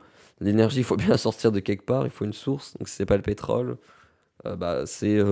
À ce jour, c'est quand même le nucléaire qui a le plus faible impact, même au-delà des panneaux solaires et des éoliennes. Les panneaux solaires, c'est quoi? C'est 20, allez, 30, 35 ans max de durée de vie. Les éoliennes, c'est pareil. Bah, produire, c'est toujours le même problème, hein, produire des éoliennes, les déplacer, les construire, les panneaux solaires, les déplacer, les construire. Après, il faut savoir les recycler aussi. Euh, donc c'est quand même bien de développer l'énergie renouvelable. Après, on va dire, la quantité de panneaux solaires et de matière qu'il faut pour développer la puissance équivalente à une centrale pollue moins, à 100%. Le problème de l'hydrogène actuellement, c'est les pertes. Oui, bah exactement. En Suède, en Norvège, il y a des stations d'hydrogène qui ont explosé il y a 1, 2 ans. Après, voilà, le nucléaire, enfin, en fait, il n'y a aucune solution qui est miraculeuse, hein. Le nucléaire, ça pollue très peu, mais par contre, enfin, ça pollue très peu.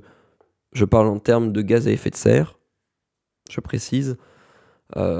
Ça pollue peu, mais après, bah, tu as tout le risque nucléaire, tu as les déchets qu'il faut traiter, etc. Donc, c'est pas non plus tout rose, hein. Je dis pas ça. Euh, en tout cas, bonjour bébé Jérôme.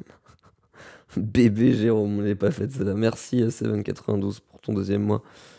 Voilà, en tout cas, voilà, le petit article débat sociétal, mais que je trouvais quand même tout de même intéressant. Il est 9h04, on va parler de Samsung et de réparation. On est dans le thème écolo et surtout réparation, c'est plutôt sympa ce genre de sujet. Samsung qui songe à faciliter la réparation maison de ses smartphones, tablettes et écouteurs.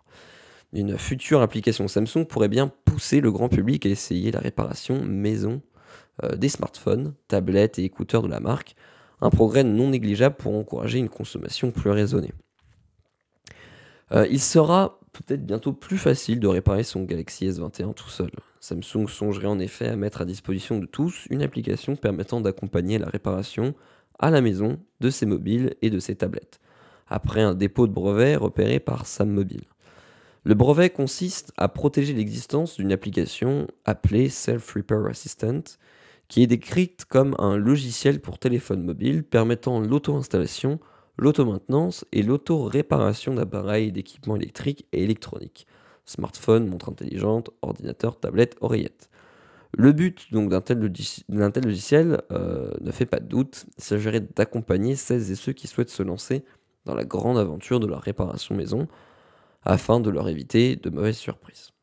Ce n'est pas la première incursion de Samsung qui opère dans ce domaine. Il y a quelques mois, le constructeur coréen s'était déjà associé avec les spécialistes iFixit, très réputés dans la réparation, pour proposer des pièces et des guides de réparation détaillés pour ses smartphones et tablettes les plus populaires. L'application Self Repair Assistant pourrait donc être une extension de cet effort, offrant directement sur le téléphone ou la tablette en question des services de conseil et d'information concernant la réparation de l'appareil.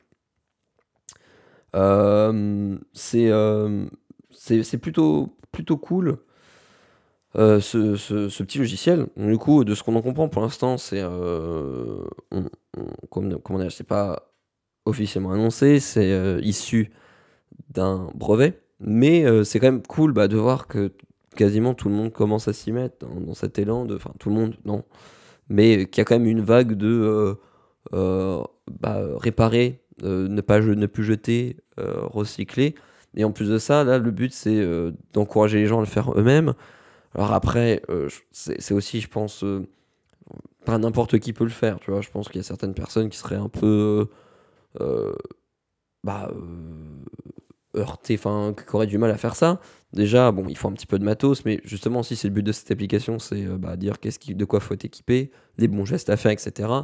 Faut être un minimum habile parce que c'est des manipulations assez minutieuses.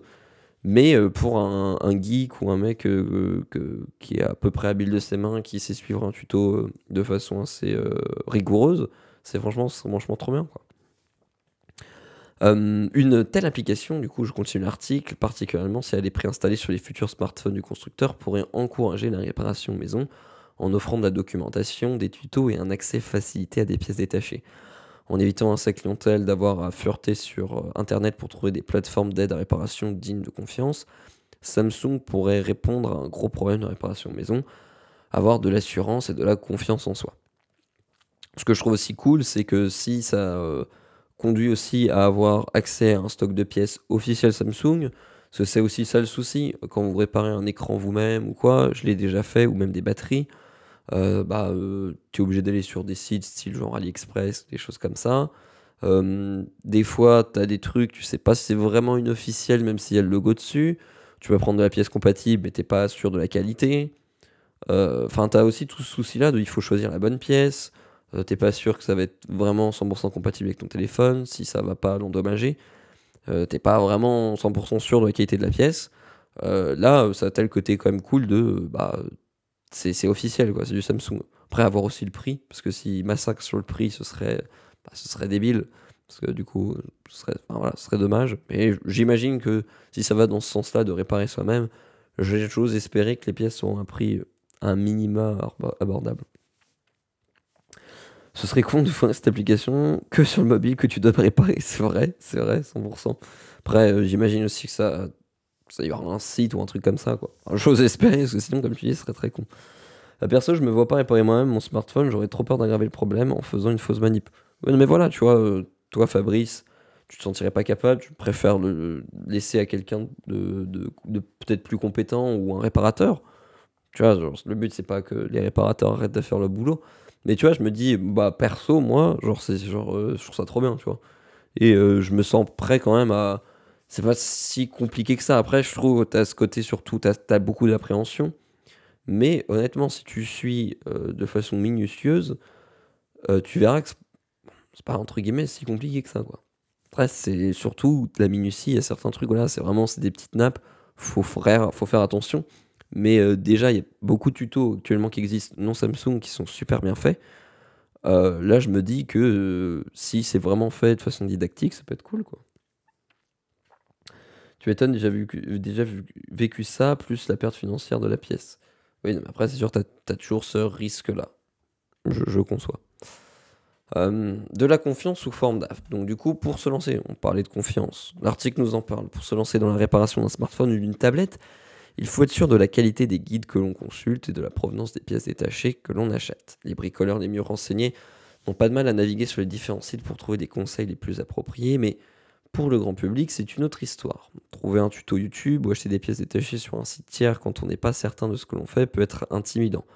Mettre à disposition des ressources soigneusement sélectionnées directement sur le smartphone pourrait simplifier les choses. Cela pourrait aussi faire gagner de près ce point à Samsung sur l'indice de réparabilité français, qui a justement érigé en premier critère la durée de disponibilité de la documentation technique et relative aux conseils d'utilisation et d'entretien. Le dépôt d'un simple brevet ne garantit pas que l'application sortira, mais Samsung semble au moins sérieusement y songer. C'est une nouvelle encourageante pour la planète et pour notre portefeuille. Et je pense aussi qu'il y a ce côté où peut-être que, c'est pas sûr, mais ça forcera les constructeurs à peut-être simplifier aussi le changement de certaines pièces d'usure. On sait que la batterie, c'est inconsommable sur un téléphone. Ça peut peut-être aussi forcer les réparateurs à la positionner en sorte que ça simplifie le changement. Parce qu'il y a certains téléphones où tu es obligé de tout démonter pour changer une batterie. Là où bah, je prends un extrême et un Fairphone, tu déclipses avec ta main et tu peux. Oula, je mets le flash. Tu déclipses avec ta main et tu peux directement changer ta batterie à la volée. On ne demande pas de faire des smartphones à la Fairphone peut-être, mais du moins de simplifier le changement de certaines pièces. Je dirais une carte mère, un truc comme ça, c'est pas le truc que tu es censé changer, c'est censé durer la durée de vie de ton téléphone. Si c'est pété, c'est qu'il y a un problème de conception ou Ah, merci beaucoup, Dailyk, pour ton raid. Merci beaucoup. Euh, Ce que je veux dire, oui, ça. Qu'est-ce que je disais? J'ai perdu ce que je disais. Aïe, aïe. Le raid m'a déconcentré. Ah oui, voilà, je disais oui, que ce soit plus facile à changer. Une carte mère, tu vois, normalement, t'es pas censé le changer, sauf si tu l'as fait tomber dans l'eau, ou là, voilà, t'as envie de dire, il y a un problème quelque part, quoi. Mais une batterie, tu vois, je me dis, ça peut être simple. Et puis, t'as aussi ce côté satisfaisant, tu vois, quand tu fais les choses toi-même. Je pense que, tu vois, ça peut pas encourager certains, mais tu vois, tu sais, tu te dire, bah, tiens, tu as la fierté de garder ton téléphone, te dire, bah, je l'ai réparé moi-même, j'ai changé ma batterie, il me tient encore. Je trouve ça cool. Nicolas, quand tu dois changer une batterie sur un iPhone 12 Pro, l'écran ultra collé, gros risque de casse de l'écran pour être de celui-ci quand tu vois le prix d'un écran Apple. Si tu mets une batterie non officielle, un message, l'impossibilité d'avoir une information sur celle-ci, etc. Oui, non, mais Apple, là justement, c'est aussi le souci d'Apple, c'est que c'est méga fermé. Après, Apple a aussi sorti comment, des kits pour réparer, mais j'avoue qu'on en entend plus trop parler, et je sais même pas si c'est disponible en France, pour être honnête. Hello Margot, bienvenue. Hello aussi Bental, bienvenue dans le mug. On parle de réparation chez Samsung. Voilà en tout cas, je trouve ça quand même plutôt, plutôt encourageant. Salut Daily, on arrive en raid. Ouais, j'ai vu, merci beaucoup pour ton raid. Voilà, je trouve quand même que c'est encourageant après à voir ce que ça va donner, à voir le prix des pièces, à voir aussi la qualité des applications, mais c'est quand même déjà rassurant, entre guillemets. Alors après, est-ce qu'il y a aussi un côté un peu communication, comme le disait aussi, pour avoir des bons scores de réparabilité, etc. Mais j'ai envie de dire tant mieux en fait. J'ai envie de dire tant mieux. Si ça peut permettre de développer ce genre d'initiative, pour moi, il n'y a aucun problème. Euh, Est-ce qu'on parlerait pas On va se faire un petit article, après on parlera du sponsor et on finira par un petit article sympa sur les eSIM. Je pense que On verra si j'ai le temps ou pas. On le fera vraiment en dernier recours. Si vraiment j'ai le temps. On parlait d'hydrogène tout à l'heure. Rolls-Royce qui a testé un moteur d'avion à hydrogène avec succès. Voilà. On verra si on ira les détails de l'article ou pas tout à l'heure. Mais encore une fois, moi j'aime bien ce côté aussi de me dire que on arrive à trouver des alternatives au pétrole parce qu'on en aura bientôt plus. Après, de toute façon, le souci, c'est qu'il faut aussi qu'on change nos usages et on revient au même débat. L'hydrogène, ça tombe pas du ciel. Il faut aussi une source d'énergie. Mais je trouve ça quand même intéressant qu'on voit ce genre d'initiative. D'ailleurs, petite question, quand le retour des live IRL?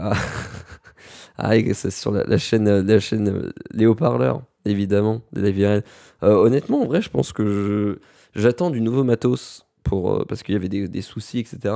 Mais je pense, bah, cette semaine, peut-être pas, on va voir. Mais pour sûr, la semaine prochaine, il y en aura un petit qui, j'espère, fonctionnera mieux cette fois-ci. Mais on en parlera dans les camps de fac, je répondrai à d'autres questions. Le LG G4 avait une batterie interchangeable. Oui, voilà, bah, il y avait beaucoup d'anciens téléphones, même genre des S5, je crois. Ouais, ça devait être le Samsung S5, même S4, etc. Je crois que c'est parti du S6 que c'était plus démontable avec le S6 Edge et compagnie. Mais jusqu'au S5, il y avait, c'était un cache en plastique, tu déclipsais et t'avais accès à ton téléphone, quoi. Enfin, ta batterie. S7 toujours démontable? Hmm, Genre, déclipsable à la main? Ah, je suis étonné, tu vois. Mais bref. On va parler rapidement du rachat. Non, S7 collé, oui, oui, c'est bien ce que je pensais. À vérifier, mais c'est bien ce que je pensais. Rachat de Salto, Molotov dément les rumeurs. En tout cas, ce que l'on sait, c'est que Salto peut se faire racheter. Il y a eu en effet un changement, une mise à jour hier à 16h30, où certaines rumeurs qui parlaient un rachat de Salto par les géants comme Amazon et Molotov, mais je trouve ça quand même intéressant un petit peu parler de rachat de Salto parce qu'on sent qu'il y a quand même l'avenir entre guillemets qui est en jeu de Salto. Avant de vous parler de la mise à jour, je vais vous parler de l'article de base. Salto pourrait finalement avoir un avenir. La lettre A nous informe qu'après Canal+, deux nouveaux acteurs influents ont manifesté leur intérêt pour le spécialiste de la SVOD. Amazon et Molotov seraient intéressés par un éventuel rachat et pourraient eux aussi entrer en négociation avec d'actuels actionnaires. Donc du coup, à prendre avec des pincettes parce que Molotov dément oui, c'est Molotov qui dément. Oui, c'est ça. L'agence de presse Fubo TV et Molotov démentit l'information en nous adressant le message suivant. Je pense quand même qu'il doit y avoir des discussions en cours. Après, logique qu'ils démentent. Le S7 était découpable comme une grenade. C'est ça, t'avais besoin de rien faire. Mais un jour ou l'autre, tu savais que son capot allait s'ouvrir, mais tu savais pas quand, quoi. Donc du coup, un Salto, une success story qui pourrait continuer outre-Atlantique. Waouh, on va voir ça. Je cite Netflix à la française, c'est souvent ainsi qu'a été présenté le projet de la plateforme de streaming Salto, dont le concept a vu le jour en 2019. Et il faut dire que l'ambition semblait un minimum sérieuse, puisque les plus grands acteurs de l'audiovisuel français s'étaient alors penchés sur son berceau avec TF1, M6 et France Télévisions, prenant chacun une participation, une part de l'entreprise. 2 ans après, les résultats sont là, sans être totalement les objectifs prévus initialement. Salto compte ainsi tout de même, moi je trouve ça quand même pas mal, 800 000 utilisateurs.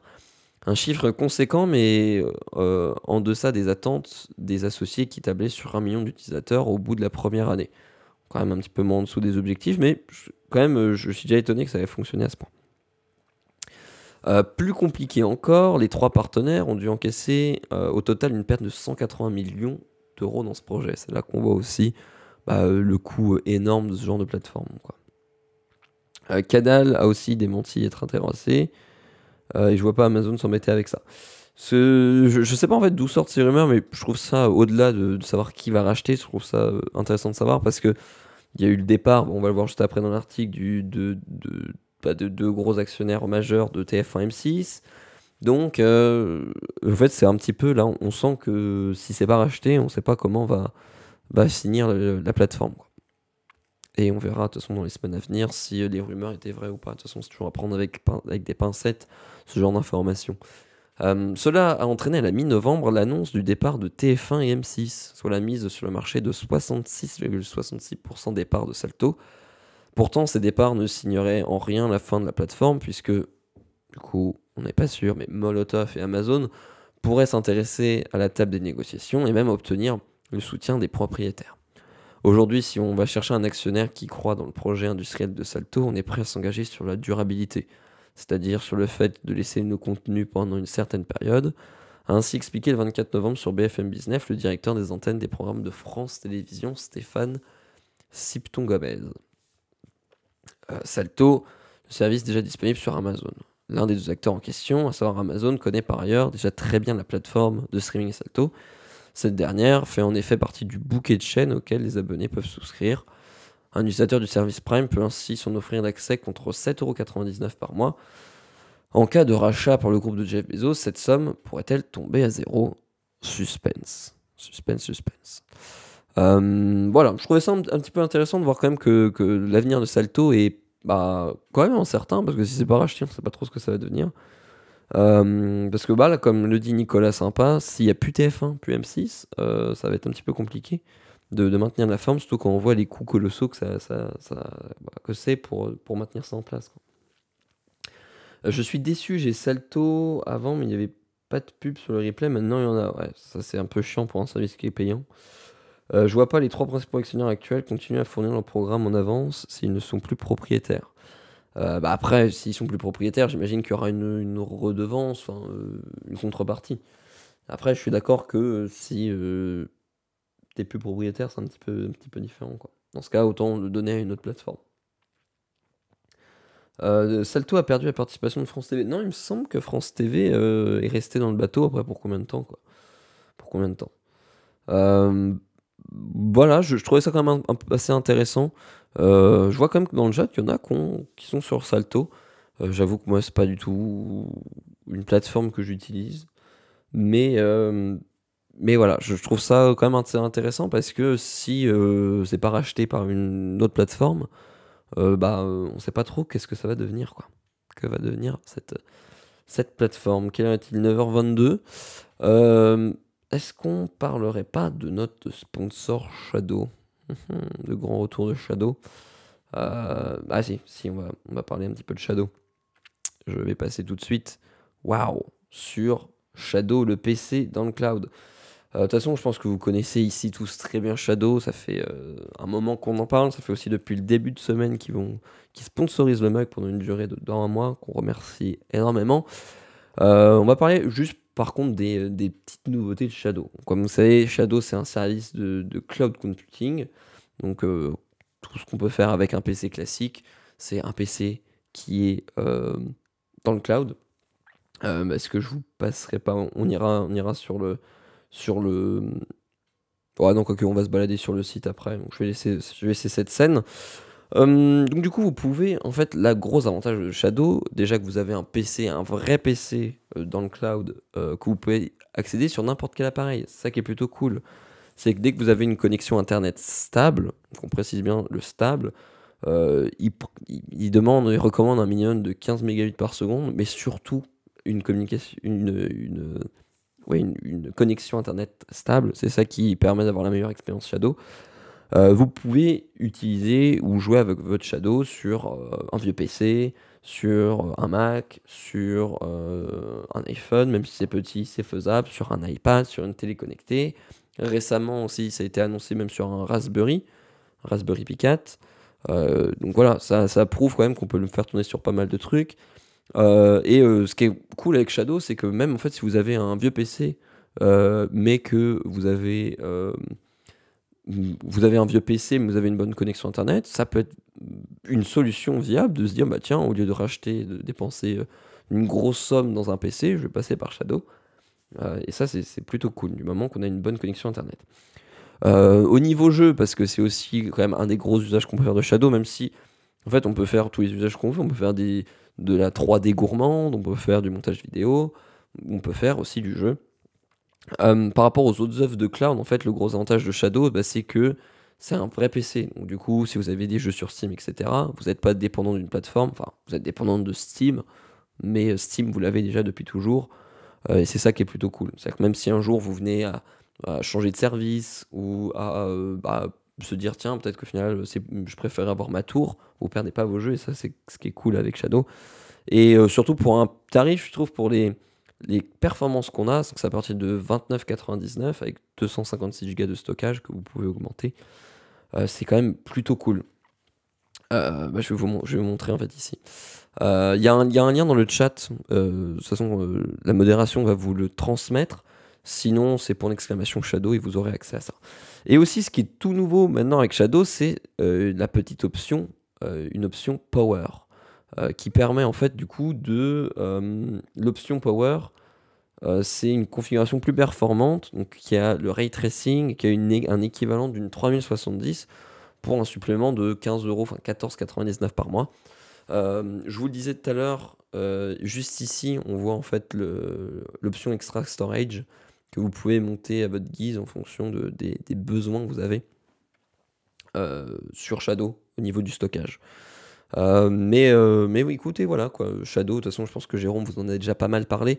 Vous avez le lien dans le chat et vous avez surtout un code promo qui vous offre moins 10 euros dès le premier mois pour tester Shadow avec le code NobTech10. Franchement, je vous le recommande pour ceux qui hésitent un petit peu. Franchement, pour ceux qui hésitent, avec le code NobTech10, ça vous revient à 19,99 le premier mois. 20 € pour essayer un service. Donc là, vous pouvez l'essayer pendant un mois pleinement, faire tout ce que vous voulez. Je trouve que c'est assez correct. Comme ça, moi, vous pouvez voir là, si ça convient à votre connexion ou pas. Comme dit, minimum 15 mégabits, mais surtout une connexion stable.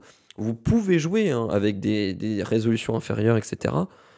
C'est juste que la qualité sera dégradée et vous aurez plus l'expérience comme si vous aviez un vrai PC. Vous risquez d'avoir une qualité d'image dégradée ou quelques petits sauts.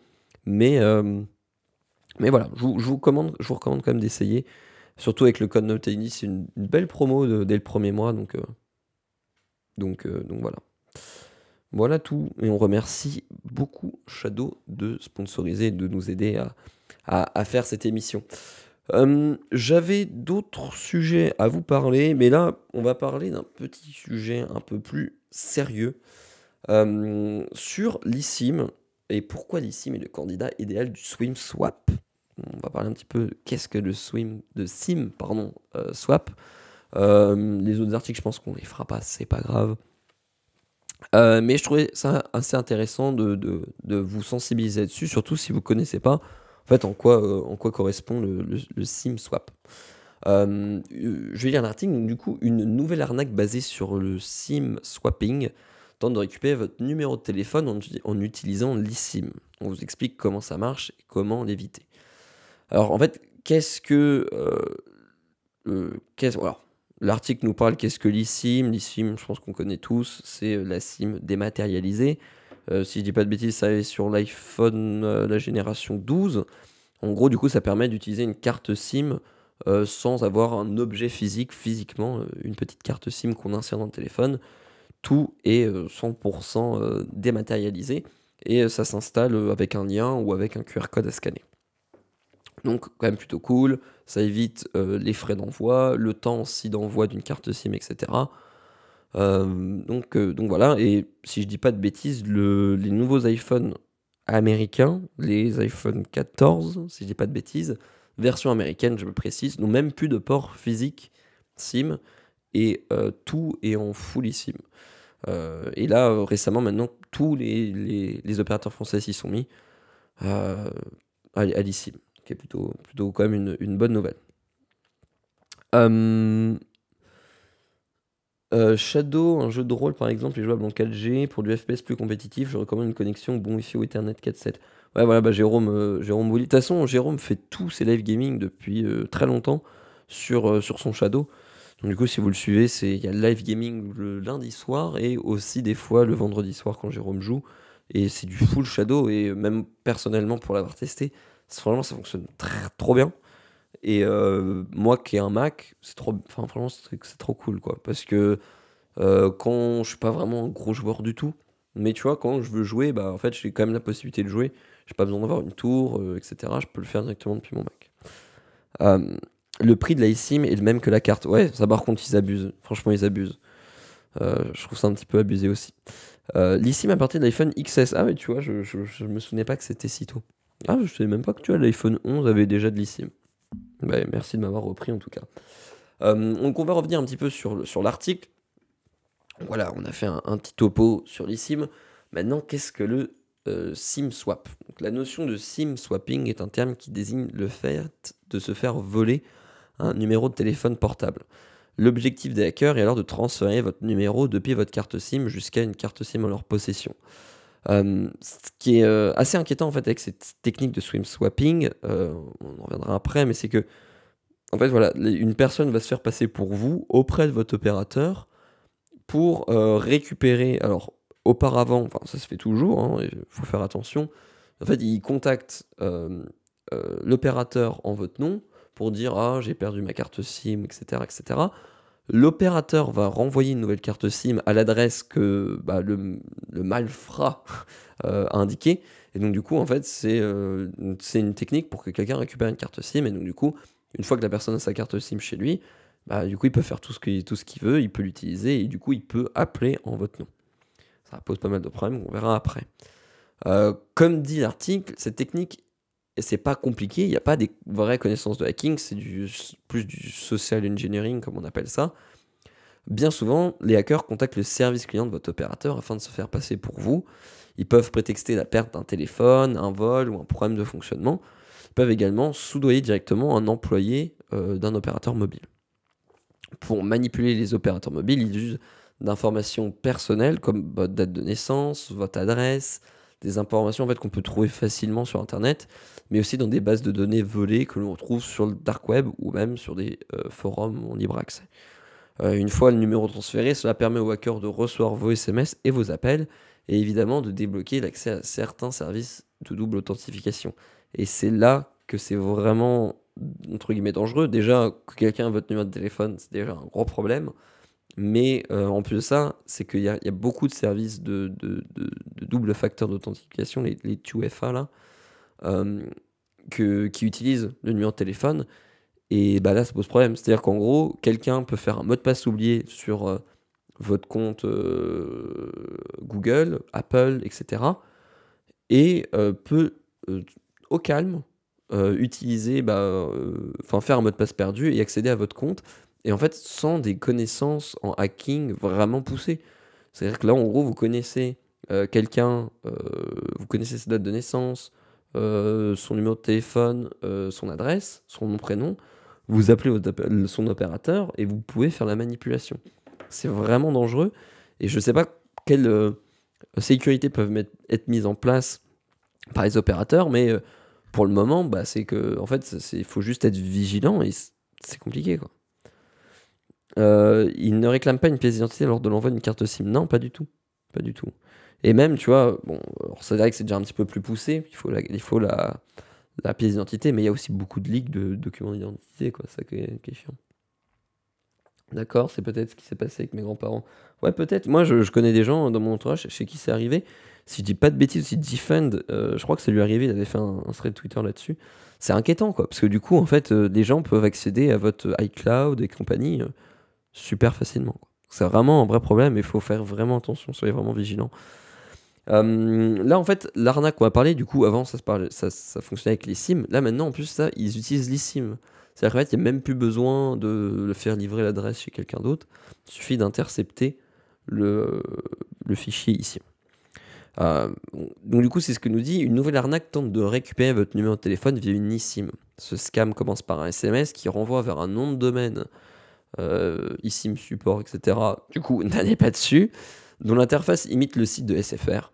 L'objectif est de vous encourager à communiquer vos accès SFR de votre abonnement mobile. Donc là, en fait, ouais, c'est vraiment du phishing de base, quoi. Mais après, pour récupérer le numéro de téléphone. Quelques heures après le faux formulaire, la ligne se retrouve directement désactivée et cette récupération de numéro de téléphone permet ensuite de lancer des arnaques diverses comme une campagne de spam, là dans cet exemple autour de la vignette critères, ou encore des appels surtaxés. L'ensemble de l'arnaque est illustré sur ce site qu'on ira voir juste après. Et en fait, c'est là que c'est le plus inquiétant dans l'article, et c'est vrai, c'est comment éviter du coup le SIM swapping. On peut vous dire comment éviter le hacking. Justement, on prône le gestionnaire de mots de passe, n'utilisez pas le même mot de passe partout, mettez la double authentification, sauf que là, il y a un gros souci de double authentification. Ce que je peux conseiller, c'est limite désactiver la double authentification via téléphone, privilégier des services comme Google Authenticator, ou il y a OTI qui le fait très bien, des systèmes comme ça qui sont pas liés à un téléphone. Mais bon, de toute façon, rien n'est infaillible, c'est le problème. Et voilà, comme nous le dit l'article, la meilleure chose est d'éviter de publier des informations personnelles sur le web. Mais bon, MDR, si c'est déjà fait, c'est trop tard. C'est difficile à dire, et comme dit l'article, déjà trop tard. Néanmoins, c'est toujours important d'y être sensibilisé. Évitez donc de faire apparaître votre date de naissance ou brouiller les pistes en rentrant de mauvaises dates de naissance. Préférez une activation de la double authentification avec une application de double authentification, comme je disais, sans passer par numéro de téléphone. C'est ça qui est malheureux en fait, hein, c'est que il n'y a pas grand chose à faire, comme dit, soit de passer sur un autre système de double authentification, et puis voilà, d'être vigilant. L'essentiel et le but de cet article, c'était un petit peu aussi juste de vous informer sur l'existence de ça, de dire que ça existe, faites gaffe. Après, le souci, c'est que là, en fait, personne n'est à l'abri, quoi. Personne n'est à l'abri de ça. Quand t'es dirigeant de société, c'est chaud la privacy sur Internet. T'as ton nom, prénom, date de naissance, adresse partout. Ouais, non, mais même beaucoup de gens ont ces infos-là en ligne, quoi. Et comme dit, il y a aussi tellement de fuites de sites que je suis sûr qu'à en fait, toute personne qui a déjà fait une commande sur internet ou quoi, il y a des grosses probas que ça se soit dans un leak qui ait ces informations, quoi. Double application sur Authy Setup. Ouais, Authy, je l'utilise aussi, c'est vraiment bien. Ce qui me fait flipper avec Google Auth, c'est qu'il n'y a pas moyen de récupérer la double authentification si on parle le téléphone. C'est vrai. C'est pour ça qu'Authy le permet. Authy, si je dis pas de bêtises, t'as un peu genre une sorte de secret key ou un truc comme ça que tu gardes de côté. Et donc du coup, tu peux reconnecter à l'application. C'est parce que, comme tu dis, le souci de Google Auth, c'est que quand tu perds ton téléphone, tu perds tout. Et là, t'es un peu dans le caca. Quand ça vous arrive, vous avez une fenêtre d'erreur sur votre tel du genre problème réglage opérateur, assez inhabituel, pour comment vous puissiez avoir la puce à l'oreille. Ouais, merci Oleg de préciser. Et puis bah là, tu appelles direct ton opérateur, mais souvent c'est déjà trop tard, quoi. Mais bon, pour éviter que ça dure le moins longtemps possible. Ce qui serait bien, c'est d'avoir un système qui te donne la possibilité de mettre ton eSIM sur une carte physique, car moi qui change souvent de téléphone, chaque changement coûte environ 10 et 20 euros pour l'opérateur. Ouais, non mais honnêtement, je trouve ça vraiment fou qu'ils taxent autant. C'est un business, de toute façon, même déjà l'envoi de carte SIM, c'est un business. Mais là, où la eSIM, il n'y a aucun coût matériel. Et ils facturent ça vraiment super cher. Je trouve ça c'est un petit peu abusé. Il serait possible dans le lien de l'article pour transférer un ami qui utilise. Ouais, ouais, ouais. Samuel te l'a envoyé. Hello, mais du coup, les opérateurs vont faire quelque chose. J'imagine qu'il va y avoir plus de vigilance. Peut-être, tu sais, les banques, je sais que certaines banques fonctionnent comme ça. Tu sais, ils t'envoient une carte avec des codes de sécurité que tu gardes chez toi. Donc, ce genre de carte qui pourrait t'envoyer pour sécuriser un appel, prouver que c'est bien toi qui es derrière. Mais oui, pour le moment, en fait, il n'y a rien qui est fait. C'est ça qui est assez inquiétant. C'est vraiment inquiétant. Je ne comprends pas que ce soit pas régulé le prix des simissimes. Ouais, non, mais c'est vrai que c'est un business, quoi. Ils se goinfrent là-dessus. J'avais un opérateur qui envoyait le QR code de la eSIM par poste. Ouais, ils n'ont pas trop compris le principe. Il n'y a rien de concret aujourd'hui parce que tout le monde prône la double authentification. C'est inquiétant de fou. Oui, oui, oui, oui. Après, c'est quand même ultra important la double authentification. Mais là, en fait, on vient de trouver une faille qui est problématique. Donc, comme dit, recommandation, essayez de passer plutôt sur une appli de double authentification et de désactiver votre numéro de téléphone. L'application Authy est vraiment bien pour ça. Faudrait un truc avec France Connect, peut-être. Oui, par exemple, c'est vrai que ça pourrait être un usage de France Connect. Uber Eats, Uber qui te connecte simplement avec ton hume, c'est chaud. Tu te fais prendre ta SIM. Oui, t'as plein d'applis. WhatsApp, ça fonctionne comme ça aussi. WhatsApp, si mes souvenirs sont bons, il n'y a pas de mot de passe. C'est juste ton numéro de téléphone. Donc oui, c'est ultra inquiétant. Vraiment, vraiment. On va s'arrêter là parce qu'il est déjà 9h49. On va passer aux petites cornes fac. Si vous avez des questions, c'est le moment.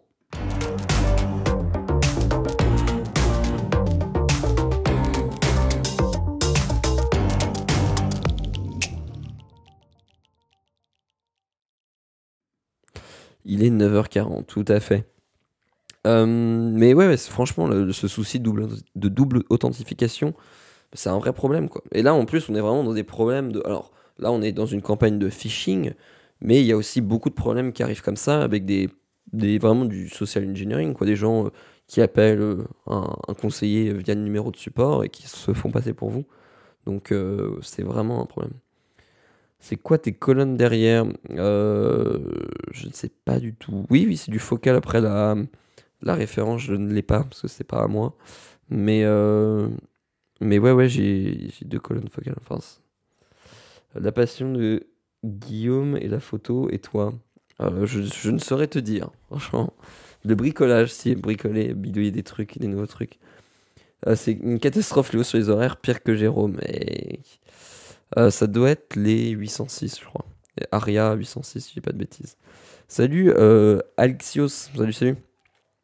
Non, non, mais en vrai, les passions, c'est vrai que c'est difficile. J'ai pas de trucs vraiment définis, mais, mais franchement, ouais, j'aime bien bidouiller et des techniques, apprendre des nouveaux trucs, c'est mon kiff.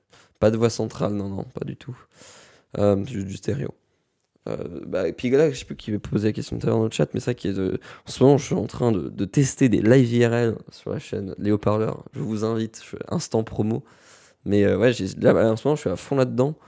J'essaye de faire ça. J'ai essayé un système avec la YOLO Box qui fonctionnait pas terrible.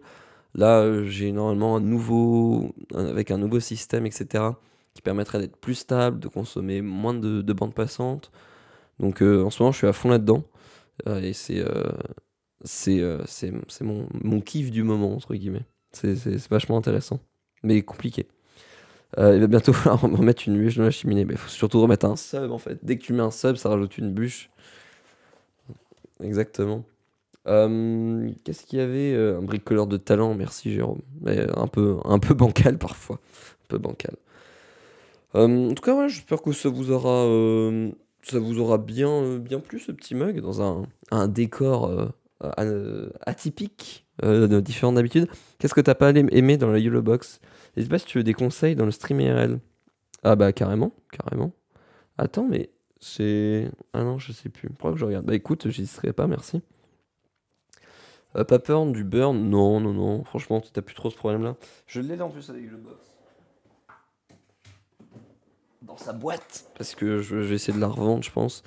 Le souci, c'est que, en gros, le, la puce 4G qui est dedans, elle est un peu cax. Ensuite, l'interface, elle est trop simplifiée, mais du coup, il y a plein de trucs que tu peux pas faire. Genre, c'est méga mal foutu, mais tu peux pas enregistrer de scènes toutes faites. C'est-à-dire qu'en gros, chaque scène que tu fais, c'est un live, et une fois que tu as live, tu peux plus utiliser ta scène. C'est complètement débile. Vraiment complètement débile. Et, et c'est un peu dommage, surtout que. Après, l'idée est bien, c'est assez plug and play, c'est cool. Mais en gros, là, je vais essayer de passer sur un nouveau système avec un autre format de diffusion, un autre protocole qui accepte mieux des connexions et qui, en plus de ça, est plus compressé. C'est du H.265 pour ceux qui connaissent. Donc, du coup, c'est un petit peu plus compressé et du coup, ça consomme moins sur bande passante. Ah, il peut perdre du burn IRL, non, il n'y a pas de risque. Ton canapé est pas trop loin de la télé, au moins 3,50 m, la télé semble petite du coup. Oui, c'est une petite télé, mais je ne voulais pas une grosse télé. Voilà tout. Mais, puis il y a aussi le souci de la Yellow Box, c'est que en gros, si je voulais l'écran de contrôle, moi, dans l'idéal, j'aurais bien aimé la contrôler avec mon téléphone, sauf que je peux pas. Bah, tu es obligé de la contrôler en tactile, et je l'avais fixé sur le bras. Je vais vous le montrer si vous voulez. Je l'ai fixé sur le bras et ça faisait un poids sur l'avant. Et pour avoir streamé du coup le marché de Noël de Strasbourg un peu plus d'une heure, ouais, 1h30, un truc comme ça, j'avais le dos défoncé parce que j'avais trop de poids. Donc là, le but c'est vraiment de tout mettre dans le sac et de gérer le changement de scène, de caméra, etc. direct depuis le téléphone. Je vais vous montrer ça. C'est là-bas. Regardez ce beau setup. Magnifique. Là, t'as le petit sac là avec la petite perche. Hop, tu vois, t'as le sac à dos. T'as du coup tous les câbles qui arrivent ici. T'as les HDMI. Tac, je vais vous. Mais après, je vais arrêter. Là, t'as les deux petits HDMI qui sont là. T'as des alimentations des caméras. Et tu vois, là, t'as un petit setup, quoi. Petit setup sympa. Petite GoPro. Et faut que je cache mon visage pour qu'il y ait le focus. Voilà, petite GoPro. Donc là, la cam avant. Et une petite Sony que j'ai empruntée. Une FS, je sais plus quoi. Je sais plus c'est quoi la ref exact. Bref. FDR X3000, toujours un, un bon pur plaisir les noms de chez Sony. Mais voilà un petit peu le petit setup que je suis en train de bosser en ce moment. Antoine de Maxime aime ça, je connais pas du tout. Génial. Vraiment cool ce petit setup, tip top, une vidéo dessus sur les haut-parleurs. Bah en vrai peut-être que je ferai un live dessus. De toute façon, je vais refaire des tests, je pense, cette semaine. Et sinon, la semaine prochaine. Date de 2007, la Sony. Oui, oui, c'est bien la GoPro. Hein, c'est une GoPro Hero 7. Hein, c'est pas du gros matos. Mais Mais ça fait le taf, puis au moins pour faire des tests, si jamais vraiment ça marche, et cetera, peut-être que je mettrai d'autres caméras de meilleure qualité. Mais en tout cas, pour faire du test, c'est pas mal. On va tout de suite raid quelqu'un, parce que comme nous dit Samuel, il est déjà 9h46, je fais mon Jérôme. Nicolas Zimba, merci pour ton mec, c'était super cool, bonne journée. Bah, merci à toi, merci beaucoup. On va voir qui est-ce qui est en raid en ce moment. Attendez, tac, j'ouvre ça, j'ouvre Twitch. Voir qui est en raid. Il y a qui? Il y a Front Android, on les raid souvent. Il y a qui d'autre qu'on raid pas souvent? Il y a le son sur la télé. Bah écoutez, j'avoue, je sais pas trop là qui raid. Vous avez des recos dans le chat? Ah bah tu m'étonnes, je suis à la bonne école. Il y a quoi? Il y a... Tac tac. Mourant... Non. Non. Le Japon FR. Exploration nocturne. Tiens, je sais pas. Quelqu'un qui fait du stream IRL. On l'a pas raid la dernière fois, le Japon FR, je crois. Oui, ou Front Android, c'est vrai que c'est un classique. Bon, de toute façon, je connais pas encore le Japon FR. On va partir sur un classique et sur Front Android. Vous avez raison. J'écoute le chat. Oui, oui, des haut-parleurs, c'est ma chaîne, les haut-parleurs underscore, si jamais vous voulez. Il y a le fameux live en plus le dernier live, un peu chaotique, parce qu'il y avait beaucoup, beaucoup de déconnexions, justement, comme je vous le disais, à cause de